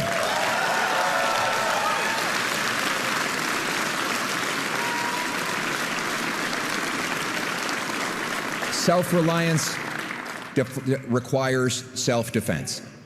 We must be a nation that protects our seas, skies, and soil without depending on the U.S.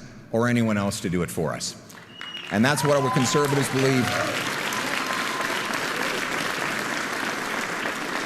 It's time to cut the back office bureaucracy and the botched purchases so that massive increases in defense spending actually hit the front line and support our soldiers, sailors, aircrew, and veterans. We will reassert Arctic sovereignty in this great conservative tradition of Harper and Diefenbaker. We will take back control of our north and ensure no foreign powers ever threaten our territory.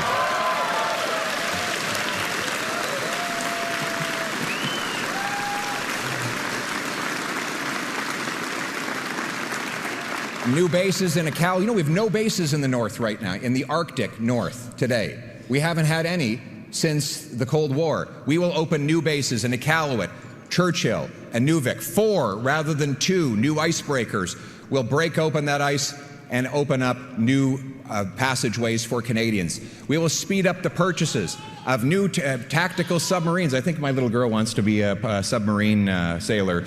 She's very excited by that idea. So I think she's tired of hearing Daddy's speech, though, so we lost her. We will speed up purchases of new submarines, tactical helicopters, satellite ground stations, over-the-top radar, and we will quickly add an arsenal of drones that will cover more territory at lower costs and less risk to Canadian life so that we are ready for the future of warfare.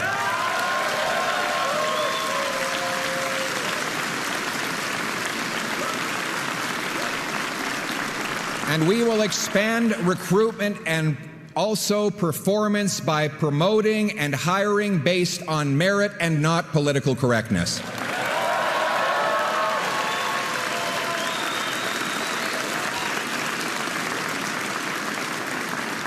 Our forces will be guided by a warrior culture, and our government will be dedicated to its first responsibility, which is to take care of our precious veterans. They fought for us, and we will always fight for them.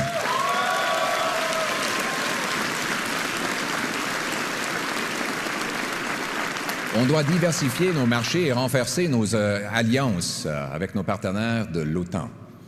On doit combattre les tarifs américains et faire ce qu'on peut pour avoir une entente sans tarifs avec les États-Unis. Et oui, les conservateurs sont prêts à travailler avec M. Carney et son gouvernement pour trouver des nouveaux marchés et pour éliminer les tarifs américains. Mais on ne peut plus dépendre les autres. C'est pour ça que je propose la loi sur la souveraineté qui va nous permettre d'exploiter nos ressources naturelles, de ramener la production ici au Canada avec des emplois payants et un dollar et un pouvoir d'achat plus fort pour qu'on puisse être vraiment, véritablement et finalement maître chez nous. Thank you.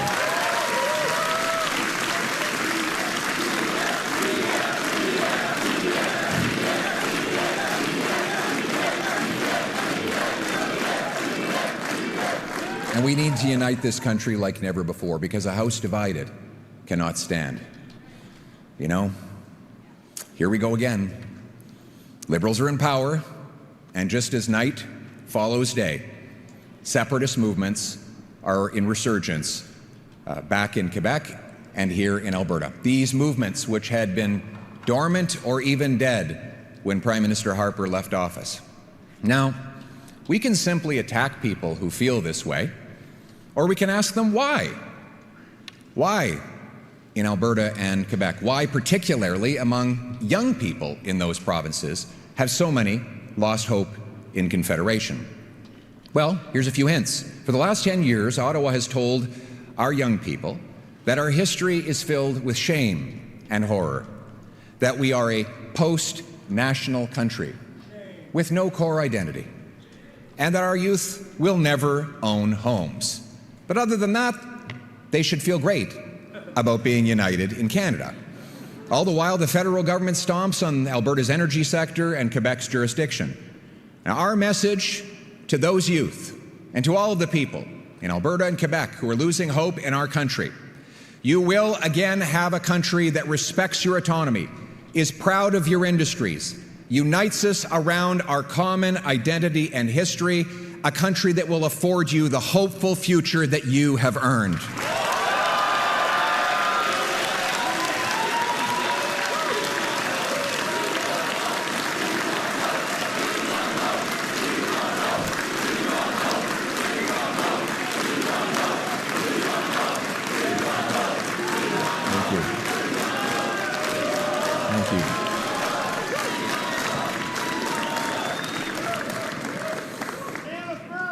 You know, it's incredible that when there's never been a referendum crisis or a national unity crisis when Conservatives have been in power. It's an interesting coincidence, isn't it?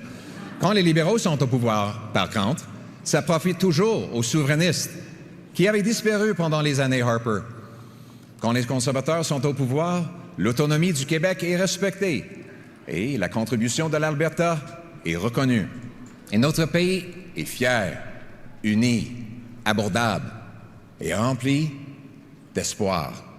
Le problème, c'est que depuis 10 ans, les libéraux ont dit effectivement 2 choses aux jeunes Québécois et jeunes Albertains. Que le Canada est un État post-national, sans identité, avec une histoire supposément honteuse. Et que les jeunes, vous autres, vous n'allez jamais avoir une maison. Donc, on dit à nos jeunes, vous n'avez pas d'identité et pas de maison, mais soyez fiers d'être Canadiens.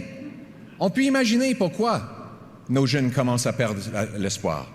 Donc, ce soir, j'ai un message pour les jeunes Québécois. Le nationalisme québécois fait partie du patriotisme canadien. Le Canada sera fier de son histoire et de son identité.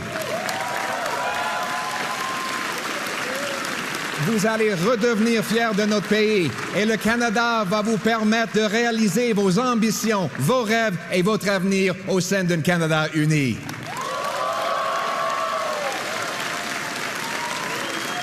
Merci.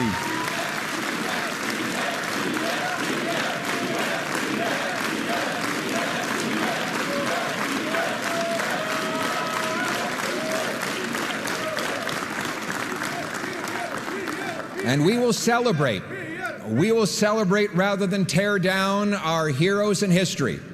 Our museums and heritage programs will tell the unvarnished truth that Conservatives have known all along. This is the greatest country on earth precisely because of the goodness of those people who came here and sacrificed before us.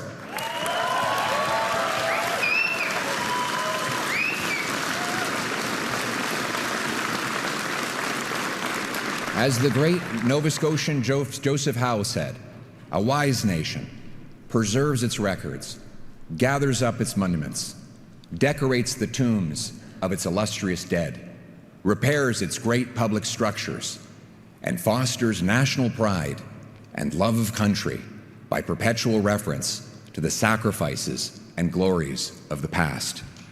Uniting around our common history will heal the divisions.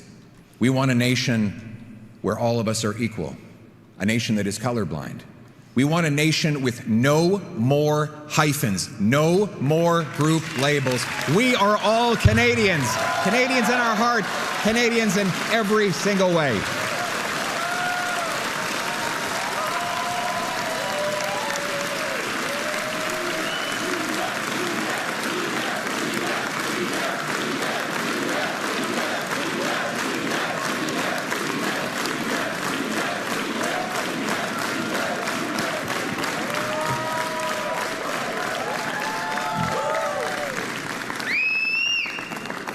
And immigration must serve our national interest as well. We will welcome those who contribute, and we'll make sure that their skills are recognized so that they can get licensed to work as doctors and nurses in our country and reduce wait times in our hospitals. At the same time, we must cap immigration at numbers we can integrate into our jobs, housing, healthcare, and Canadian way of life.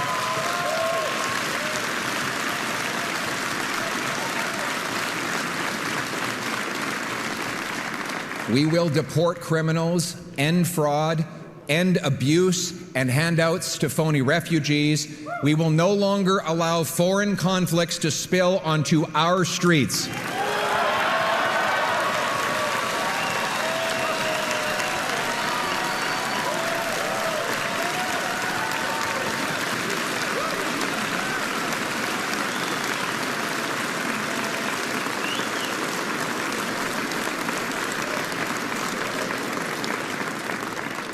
We must unite to end anti-Semitism and the attacks on our places of worship.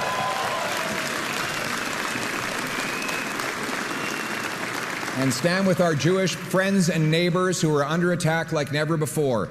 We want Jews to feel comfortable and safe. They should be able to wear the Star of David, put up the mezuzah, and wear a kippah everywhere and be proudly Jewish all around.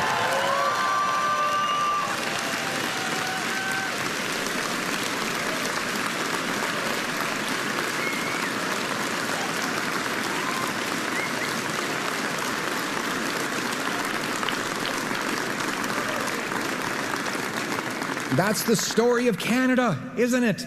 It's incredible. Protestants and Catholics teared each other's eyeballs out for hundreds of years on the other side of the pond, and they came here and got along. Yes, we squabble. Yes, we get on each other's nerves, but we don't fight each other because of religious or sectoral differences. We get along with our next-door neighbors regardless of where their grandparents live.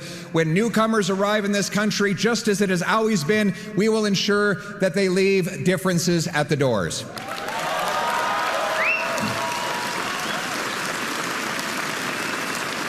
Et on va laisser les problèmes d'ailleurs à la porte.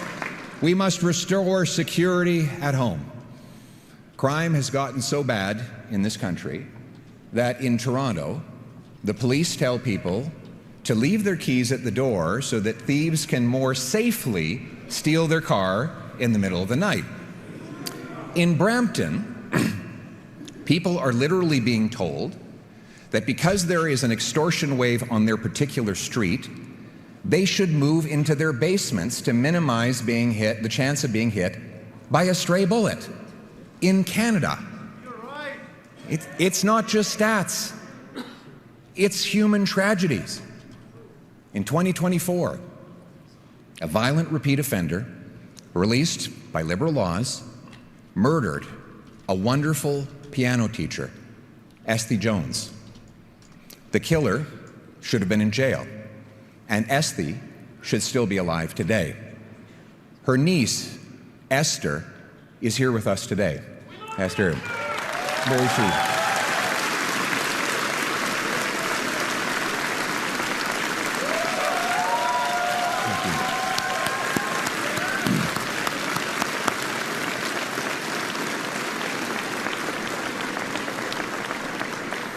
She decided to turn this terrible strategy into action, this terrible tragedy into real change.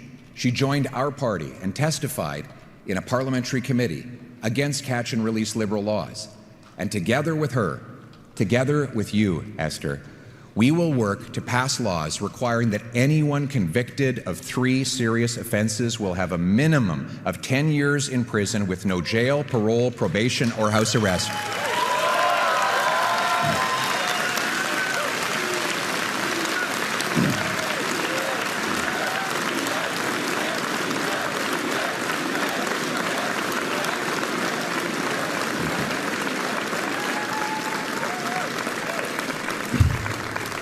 The tiny group of criminals, the career criminals, will stay behind bars so that no one ever faces a tragedy like Esther's family.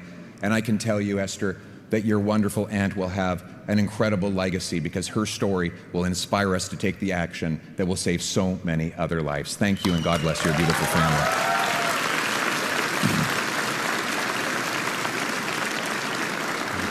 We will also protect the freedoms of law-abiding people with a new castle law that allows you to take whatever action necessary to protect your family against home invaders.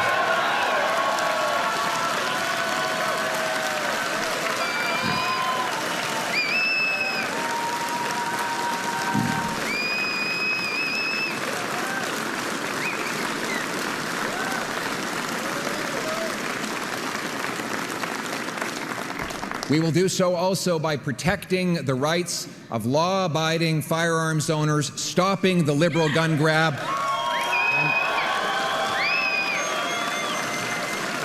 and putting the money into border security. By definition, if you've got a possession or an acquisition license, if you're following the law, if you would even respect this confiscation policy, you're by definition not the risk. You're not a danger, and we shouldn't be wasting police resources harassing you. The Liberals want to protect turkeys from hunters. We want to protect Canadians from criminals.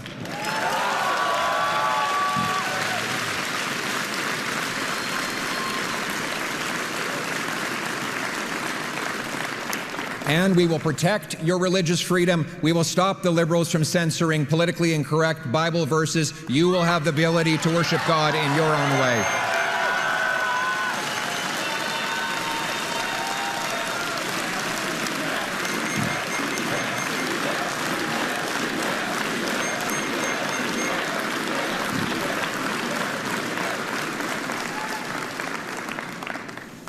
we'll protect our loved ones from addictions. Overdoses have cost 50,000 lives and overrun our streets. We'll bring in life sentences for fentanyl kingpins, shut down the drug dens, and treat drug abuse, because 50,000 dead is too many. Let me tell you.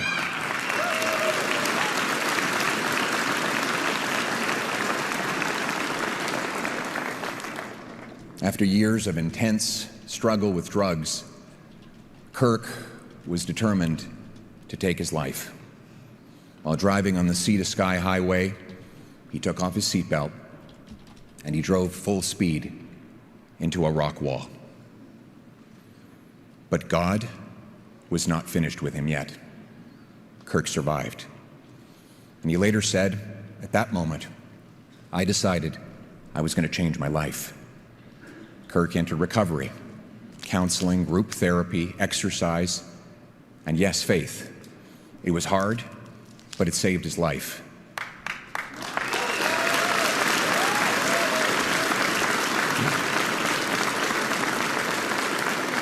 And he has since become a chef at the same treatment center. He makes a mean steak, which he's promised to let me try. He's also the CEO of Probiotic Sodas and has 6 employees. He will soon be marrying his beautiful fiancée, and both of them are here with us tonight. Give them a big round of applause. Way to go, buddy. Way to go, man. We love you.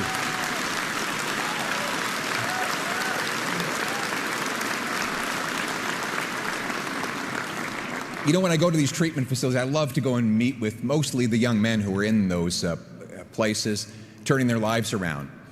And I walk in and I say, I'm not here because you need me. I'm here because, frankly, I'm here because I need you. Canada has a job for you to do. You need to get better and go out and pull the next guy off the street. And he's going to come in and get better, and he'll go back out and pull the next guy off the street, and we're going to keep doing that again and again till every last one of our brothers and sisters is back on their feet. So hang on, have hope. Help is on the way. Hope. That's really the theme of this convention and this evening. Hope is on the way for our people as well. But hope is not just a comforting blanket. Hope is the knowledge that your work will fulfill your purpose, your why. He who has a why can bear any how, Viktor Frankl wrote in the great book, Man's Search for Meaning.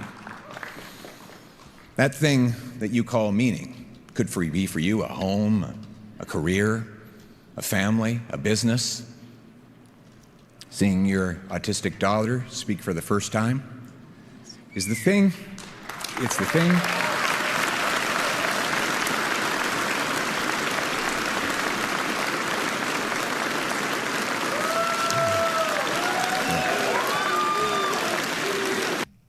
What do you guys think so far? Pierre Poilievre is blowing me away. I'm pretty impressed. Let's get back to it.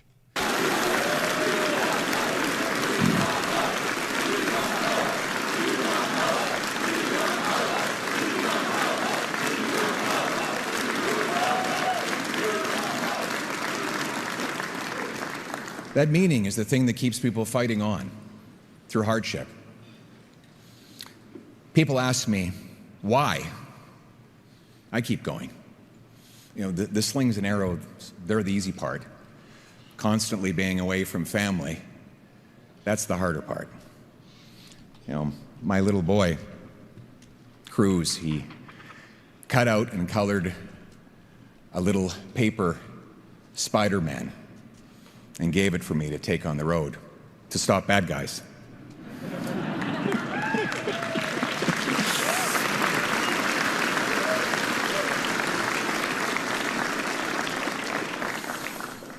I look at it when I'm in the hotel room, sometimes late at night. It makes me smile. I see all those little scribbles and cut marks and imagine those little figures working away.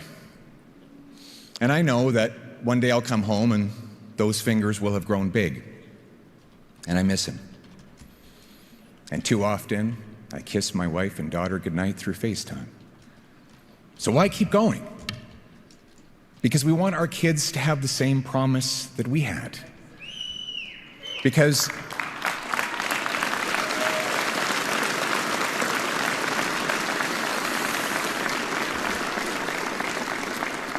we want them to know that when you care about something, you work for it. When you believe in something, you fight for it.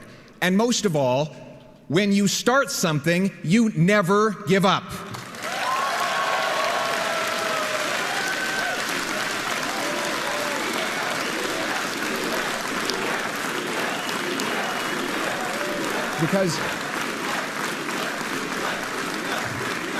Because the unsung heroes who built and protect this country, who have it infinitely harder than I do, they never give up, so I have no right to give up. Because all of you who pound signs on frozen ground, knock doors on dark nights, and sacrifice warm family dinners for cold campaign pizza, you never give up, so I'll never give up.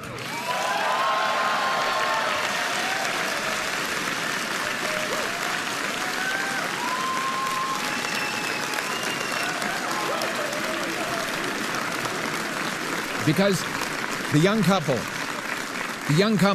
scrimping to start a family, and the single mother fighting each day to feed her kids, they never give up, so that we never give up. Because the Canadian Pacific Railway workers who pounded spikes into frozen ground and forged steel ribbon that united East and West, they never gave up, so we never gave up. Because the Canadian teenagers living in frozen, rat-infested trenches who had it infinitely harder than we do, they fought on, they never gave up, and they won wars, so that we will never give up on our country in these times.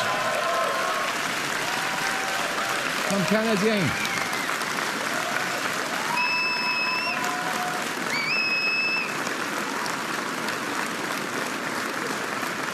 Comme Canadiens, on ne lâche pas, parce que ça vaut la peine de se battre pour notre pays, son peuple et sa promesse. Because we are Canadians, only Canadians, could carve the world's best country out of a big, cold, vast land, because we never give up, we never back down, we never run away, we stand united, tonight, together, always, because this country, its people, and promise are worth fighting for, because while some say this is as good as it gets, we know the best is yet to come. Thank you very much.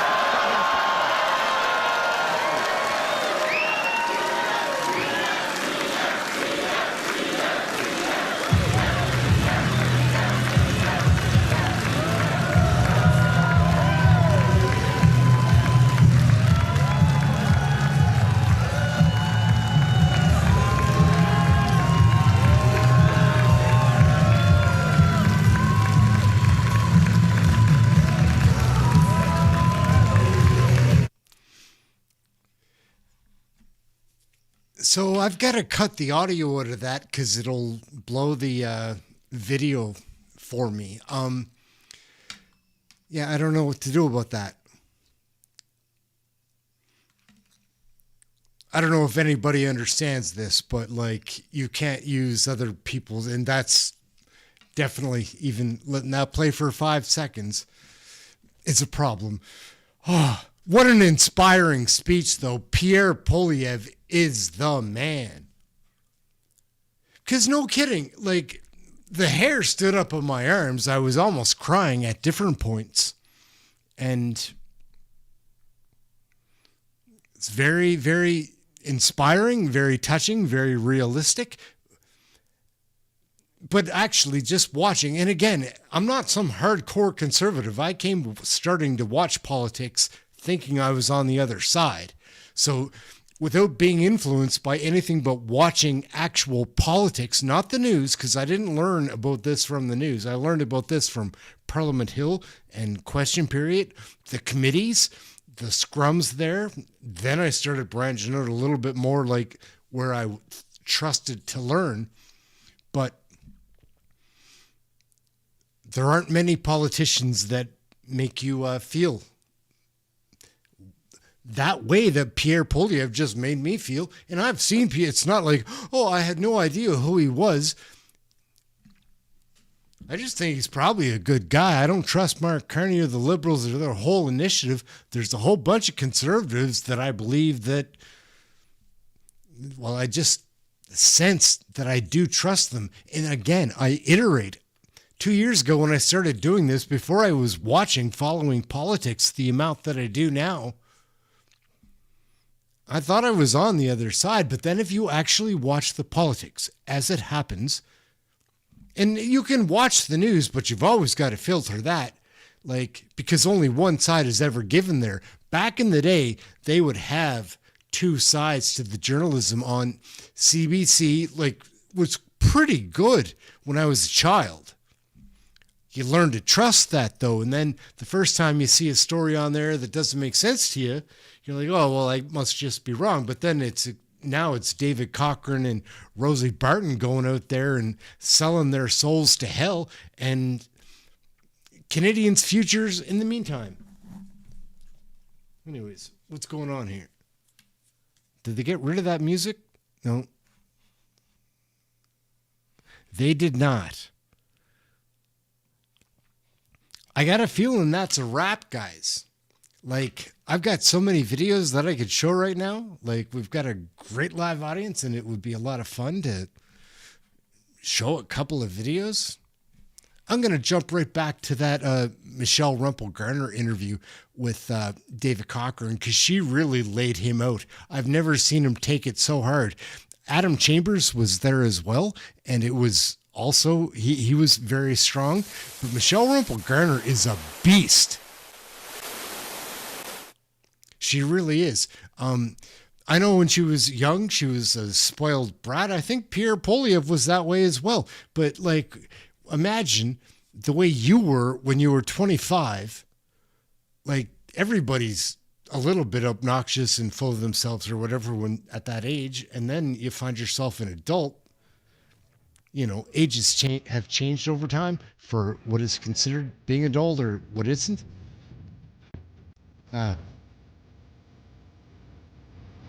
Is something else going to come up? Because I know there are things planned on the schedule for later, but I'm not sure if CPAC's going to be covering that. How about while we wait? Oh, look at that. They're playing that stupid music again. So, what we're going to do, we're going to jump here, and I'm going to call it. Even moving at a speed we haven't seen, those things are still not going to be lickety-split, right? We're going to Michelle Rumpel-Garner, the MP for Calgary Nose Hill and the Conservative critic for immigration, refugees and citizenship, and Adam Chambers. He is the MP for Simcoe, Northern Ontario, and the Conservative critic for international trade. It's good to see you both. It's awesome. Thanks for being in Calgary. It's warm here. It's good. It is a heck of a lot warmer. That Chinook weather is lovely. Well, Michelle Rumpel-Garner, let's start with you because well, you have the home field advantage as a Calgary MP. What do you expect to hear from your leader tonight? What do you think the people who are not already committed? Just before we drop all the way into that, because I won't cut it out this time, I'm going to pay attention to see if something else goes on from the CPAC feed, if you want to hang out. And if not, we'll be showing this video in the meantime. Thank everybody for tuning in. That speech was wild. My mind is blown. A new respect for Pierre Poilievre, but also you'll see this interview I'm going to show right away, which my respect levels for Michelle Rumpel-Garner have been rising the more I watch her. From some different time in my life, I thought she was a nasty piece of work, and who knows, maybe she was, but she certainly is now. She's a capable conservative, no doubt.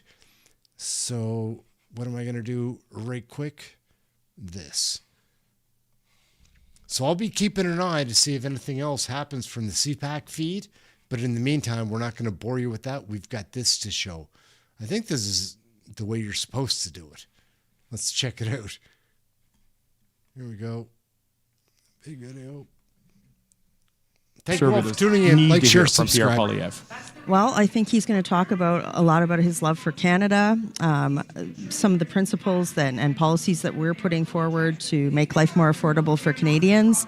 And, I think re-emphasize all of the points that has broadened our voter coalition over the last year. And I think that will continue to grow going forward.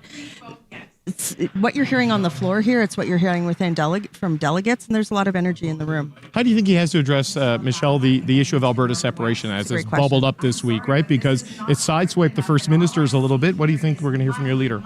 Well, it's not a surprise to any Alberta MP. Mm-hmm. I mean, the reason why I run as a Conservative, one of the many, is because you haven't seen this type of unity crisis under a Conservative government. I was a Stephen Harper cabinet minister, and we always thought about how to bring regions together. The question you asked for me is really one for Mark Carney. Mm-hmm. The reason why you're hearing this type of sentiment is because there are a lot of people in Alberta who feel that over the last decade, the federal Liberal government has pitted Alberta against the rest of the country to the detriment of our national unity. So I think it's something that the Liberal government, Prime Minister Carney, has to take seriously. And for me, my job as an Alberta MP is to raise some of the concerns that are coming forward. If we're going to have a positive, united Canada that's sovereign, a strong Alberta means a strong Canada, and that's something that they have to talk about. So, Adam Chambers, I've only been in Calgary for a few hours, but the Conservatives we spoke with coming in here and around and leading up to this, they expect a pretty good number in the vote for your leader tonight. We'll get to that in a second, but what do you think we're going to hear from him? Not for the delegates here who are very happy with Pierre Poilievre, but to the rest of the country that are paying attention to your leader's next move. Sure, like Michelle, I would expect a strong, love for Canada speech, but let's remember one of the things that brought Pierre to great heights and success was the fact that he was constantly focused on speaking about the issues that people care about. Mm-hmm. Yep. Leading up into the next election, the past election, Conservatives ran the table on housing, on crime, on affordability, on spending, and on taxes.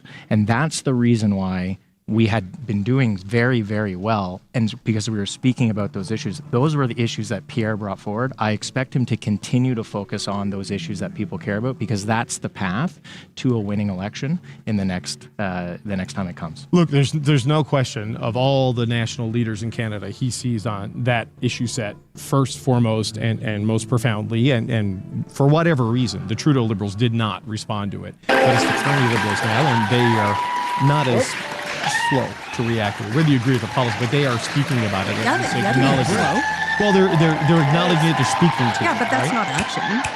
I mean, a can of coffee is $33. Rent is high. Yeah. Thank you, everyone. Good evening. I'm sorry, they're not on it. They're not taking action. Reynolds and and Kyle tonight, and the reason why our thank you movement for is so that strong introduction. Is that people expect I think action south of the on border these core they'll be issues. turning It is the over promise of Canada. that heated rivalry reference you're talking about what you're going to hear from Pierre. It's what we heard in the House of Commons. You might not want to stand too close to me for the next 24 hours. It's the song, a little less talk, a little more action. I want to begin by recognizing the Canadian Media Producers Association for hosting this incredible event to celebrate since the election heated of Donald Trump, rivalry, right? And we saw that in the last election. I mean, how do we expect? What do you want to hear from your leader on that one? Because it's a tough one. The Prime Minister gets the benefit of success with Trump, or intransigence from Trump, because it benefits him because of his position. How do you deal with the foreign policy issues? How does he deal with that tonight? Sure. Just a quick reminder, guys, if you dislike David Cochrane, smash the like, hit subscribe. That's it. We work really hard at this stuff. Let's get back to the video. That has struck a chord There's no with question so many you have across to this talk country about around the world. president. But I would say, because of you, if that's the only cottage thing season that we'll have a we whole talk about meeting as a this country, summer. we will be doing ourselves a disservice.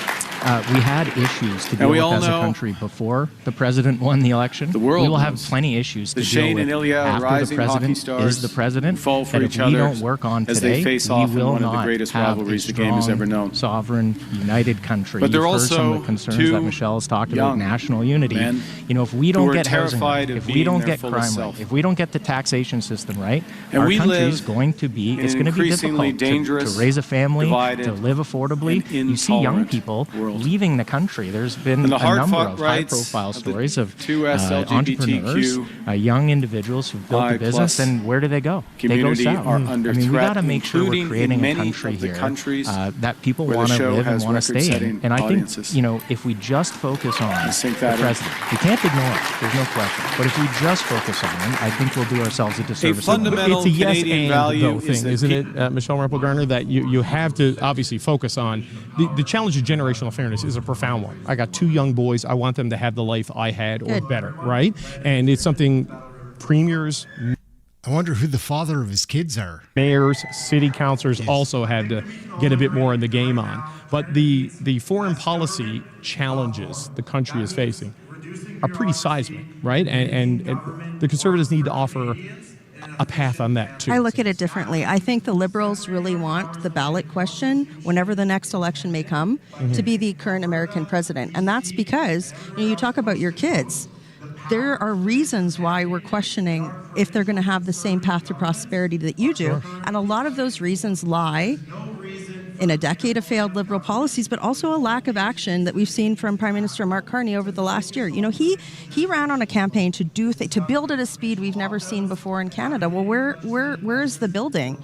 So, for me, yes, you're right. We have to talk about Canada's place in the world, but how are we building up Canada's military? Where's the action on trade? When are we putting a pipeline in the ground, or a shovel in the ground on a pipeline for energy security and energy sovereignty?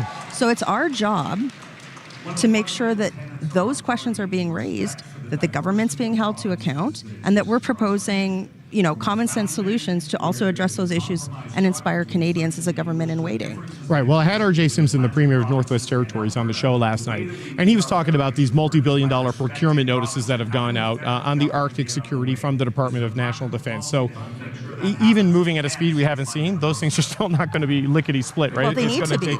Sure, but moving fast could mean a small number of years as opposed to a decade. No. Right? If Mark Carney's going to move at the speed that we've never seen before, then we need to move at the speed we've never seen before.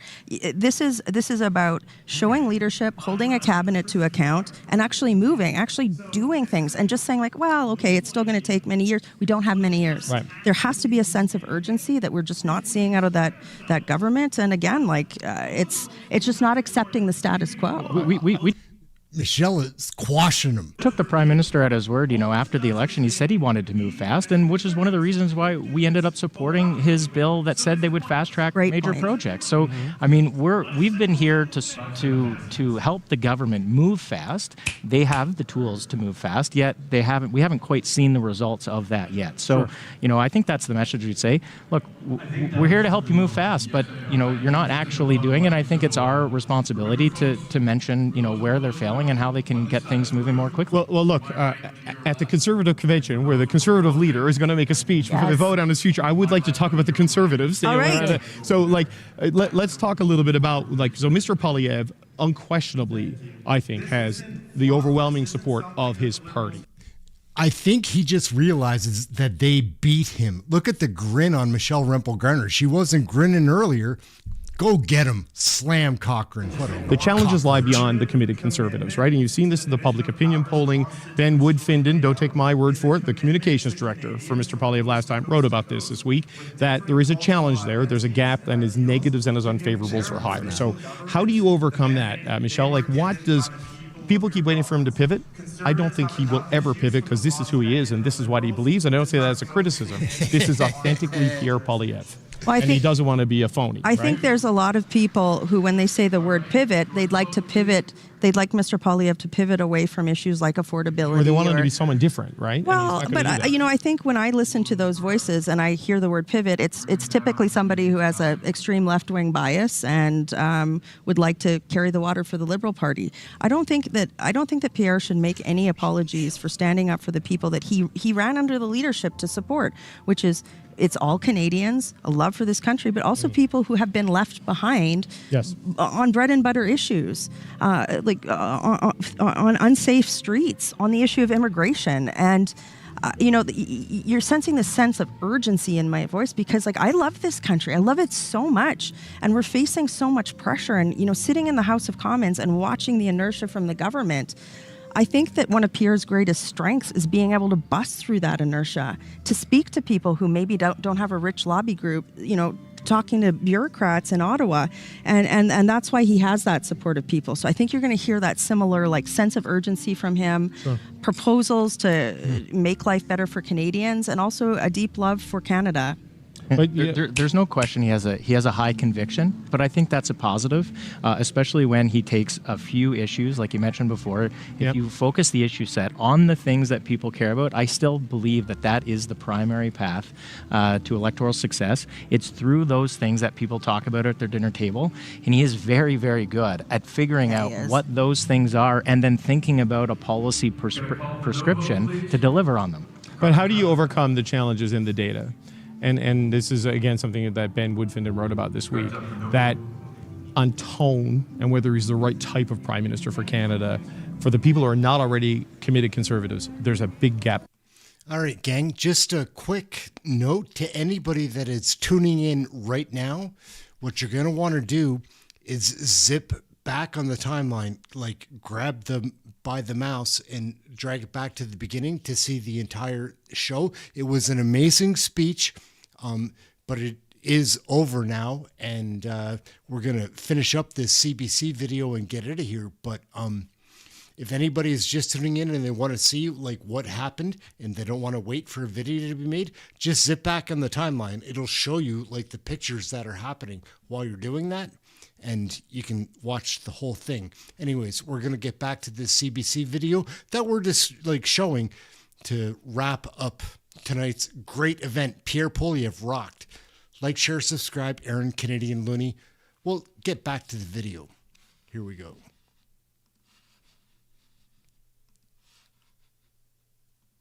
There, that is a detriment for me. Polls below the party in that way, and Mark Carney leads there. What do you need to overcome that? Because that seems to be a big challenge between now and the next election, which will, in all likelihood, happen while Donald Trump is still in the White House. Adam, the data we're seeing too is that Conservatives are neck and neck with the Liberals. No, the party is, but I'm talking about the leadership numbers. Well, but those two things are related, and the reason why they're related is that Pierre expanded our voter coalition on some of the issues that we're talking about. Look.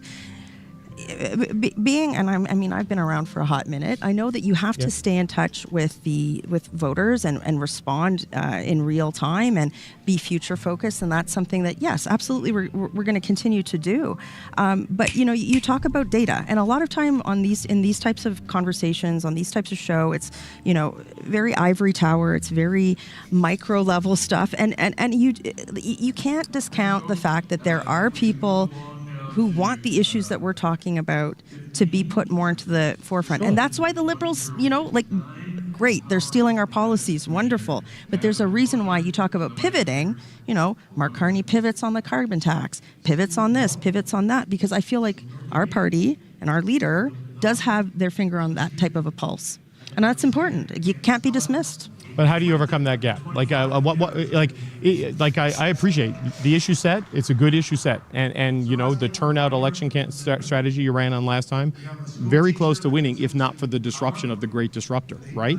But there is this persistent leadership gap between the Prime Minister right now and the opposition leader. What do you do there? I think, I still believe, you get there through the issue set. But let's remember, if you look at the people in this room here, this would not have been a convention you would have seen 10 or 15 years ago for our party. It's younger, it's more diverse. I think there's a large group of voters in that pool that are still yet to be tapped into. That's a big group of people who I think you can mobilize and continue to speak to and grow your support within, that I believe for the first time ever, the Conservative Party has been polling consistently ahead of the Liberals in that younger coalition. So I think, and frankly, if you can drive voter turnout up in those areas, that gap is able to be overcome, and there's no question. Okay. Michelle Rempel-Garner, Adam Chambers, good to see you. Thank you for being here. We appreciate the time. Thank you for coming to Calgary. We're happy to be in Calgary. I lived here for a while when I was a teenager. Look, it's good to have you back on the CBC. It's good to be here live and alive, let's face it. Okay. Young Liberal women, 56% report a mental health diagnosis. Young moderate women. This will be the last video that we show before we wrap up, but this is kind of a fun one to end the show on. liberals are crazier, like at twice the rate, and it's self-declared. So people that declare themselves without being diagnosed as being mentally ill probably are. There's a good chance.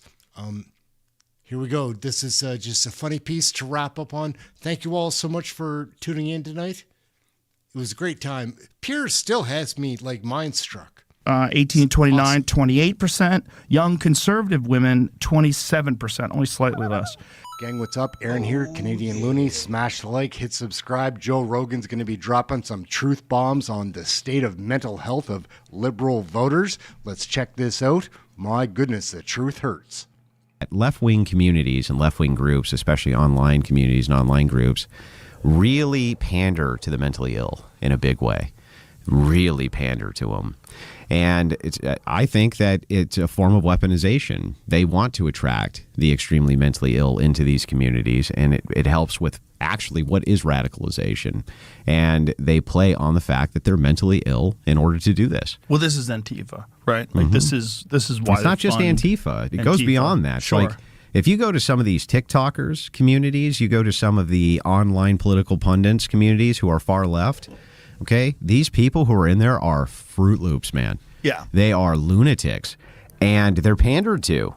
They're pandered to. Oh, okay, you can't say this to them. That's ableist. You can't tell them you're a weirdo because that's mean. You can't. And not only are they pandered to, but I think that that's the source of the weapon. If it's the case that these people don't care about death, they don't care. Like, the outcome's going to be death. That guy who shot at the ICE agents not too long ago. Remember, he was on top of the roof. He was shooting across with, I think, a Mauser rifle, and they dusted him. They killed him, or he shot himself. I don't remember which. When was this? This was a few months back. I don't know about this one, I don't think. No, there was a guy. Is this how callous I've become? Yeah, he was taking shots at, I believe it was ICE agents in front of the ICE facility. Oh, that's right. He was using, I believe he was using like a Mauser rifle or something. Yeah, okay, now I remember. And early on with the Charlie Kirk thing, they were actually making these connections because he had used a Mauser as well, right, to shoot Charlie Kirk. That was so people were making those early connections. Wait, is this a sequence of events? Does the Mauser mean something here? Does that particular rifle have special meaning? You know how people are online. Yeah. But anyway, the interesting thing is, like, they don't care if they die. They're dying martyrs. They don't care. And it's really easy to weaponize mentally ill people that way because they don't care. These are the same people who have the high suicide rates for a reason because they're already mentally ill, like the Troons and others, which many of them you find are connected to trans people almost every time. Also SSRIs. Yep. This is the other problem, is that how many of these people are on these psychiatric medications that violent ideation is a part of the side effects of these psychiatric drugs. There's a lot of people that have psychotic thoughts when they get on some of these different SSRIs and different psychiatric medications. So you've got people that are already fucked up mentally, and then you've got them on these medications that cause them to do all kinds of crazy things. And aren't women taking much more in the way of SSRI pills than men are? Yeah. And who do we see on the bullhorns and loudspeakers at most of these events? It's women. Well, particularly liberal women. Particularly liberal women, yeah. I'm sure you've seen the statistics, but I very lopsided. Save them because they're kind of nutty. What's interesting is the least mentally ill in terms of numbers is conservative men. Conservative men, I think it's like... Because they're normal. I think, okay, young liberal women, 56% report a mental health diagnosis. Young moderate women, 18-29, 28%. Young conservative women, 27%, only slightly less. So for men, it is 34% of all liberal men. 34%. So a third of all liberal men are mentally ill, 22% of moderate men, and 16% of conservative men. Yeah, but do you know what the lunatics argue when you bring that up? These lunatics, they'll argue, no. Hope you're enjoying the video, gang. Smash the like, hit subscribe. We work really hard on this stuff. Let's get back to the video. The conservative men are just as mentally ill. It's just undiagnosed because there's a stigma in conservative communities about going to get your mental illness diagnosed. And I always point out, and I think this is an interesting way to point this out, like maybe they're not going to get diagnosed because they don't have a problem. Did you ever think of that? It's possible. It's possible it's undiagnosed, because I think that is accurate, though, that there is a stigma about mental health and therapy and things along those lines in conservative. I mean, if you want to, like, I agree, but I also think that what happens is when you're talking, especially about the voodoo that is psychology, and it is voodoo. It is voodoo. I have very little respect for psychology. Right. I don't even consider it science. I consider that there's scientific methods used for data gathering. It's voodoo.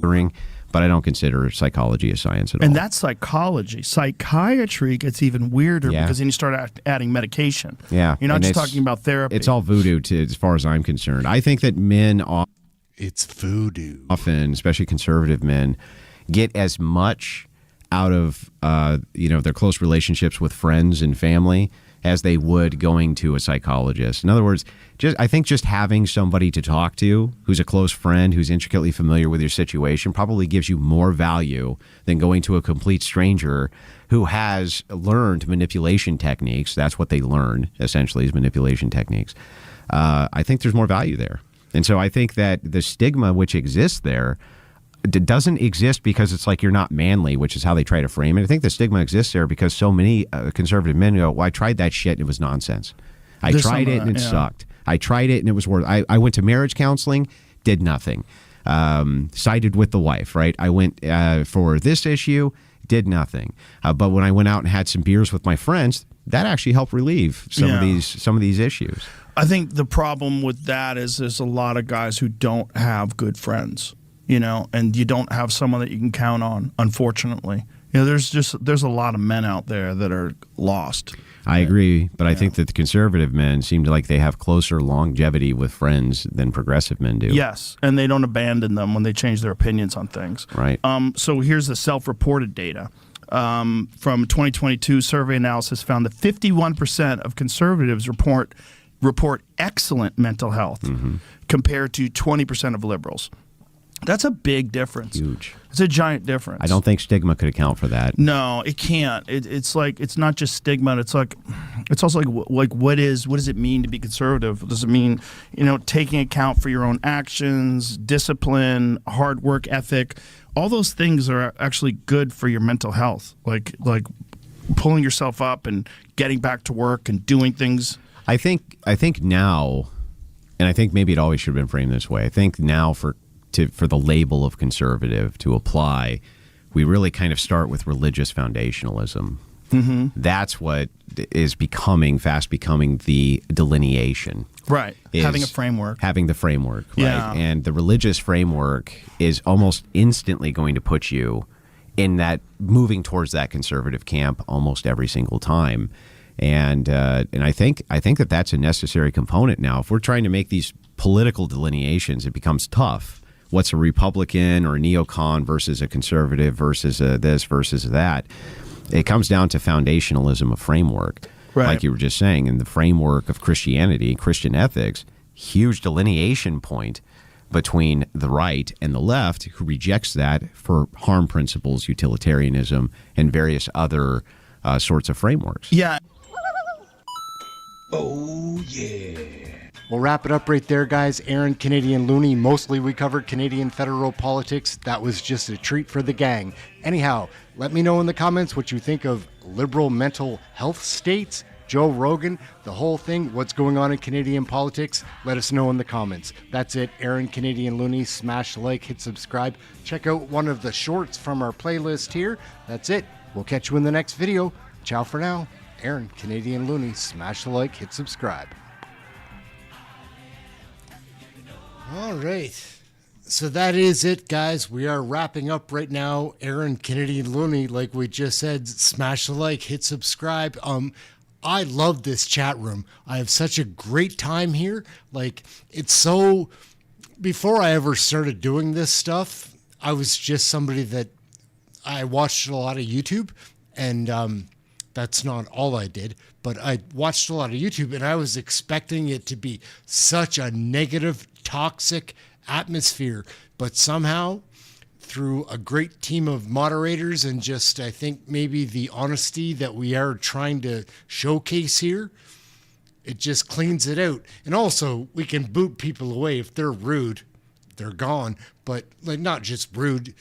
Anyhow, it's just, there's not been much of that. If you've got a really good bouncer, there's never fights. And I've got a couple of good bouncers like that are part of what we're growing here. Anyhow, we're wrapping up right now. Aaron, Kennedy, and Looney, thank you so much. If you're just tuning in, zip back on the timeline to check out Pierre's speech. It's amazing. It'll be the quickest way to get there instead of finding it online another spot. Just zip back on the timeline. Aaron, Kennedy, and Looney, thank you, Kirk. Thank you, Rhonda. Anybody that found the channel tonight, welcome. We've got a great chat room. We cover the question periods live. We do an amazing pre-show to segue into question period. All stuff from the House of Commons that happened that day or the night after question period the day before. Again, I'm hanging on here. That speech has me messed up because it's where it's got me messed up is like, how are they going to try to twist it tomorrow to make that dark and sinister and make him the enemy of Canadians? Because that is what they're going to do. Like, I don't mean to change my own mood so quickly, but it's not even cynicism, it's realism. These guys, these state media paid for by the federal government to push ahead their stupid agenda, whatever it is, it's not for the benefit of the people that have been here and contributed to this country and are probably offspring or immigrants that came and just made it. Those days are gone with this government. Anyways, maybe we'll get an election and maybe some of those young voters will see that speech tonight. Because again, that's who's going to save this side is the youth. It's not going to be like, it's not like a whole bunch of 75-year-old plus people are going to change their ways of thinking. You know, they're not critical thinkers often by the time you get to that point. If we can spread the word, let some of your friends... Anyways, we're out. Aaron, Kennedy, and Looney, thank you for watching. It was a fun show. Whew. I'm just rambling. We're out. Smash the like, hit subscribe.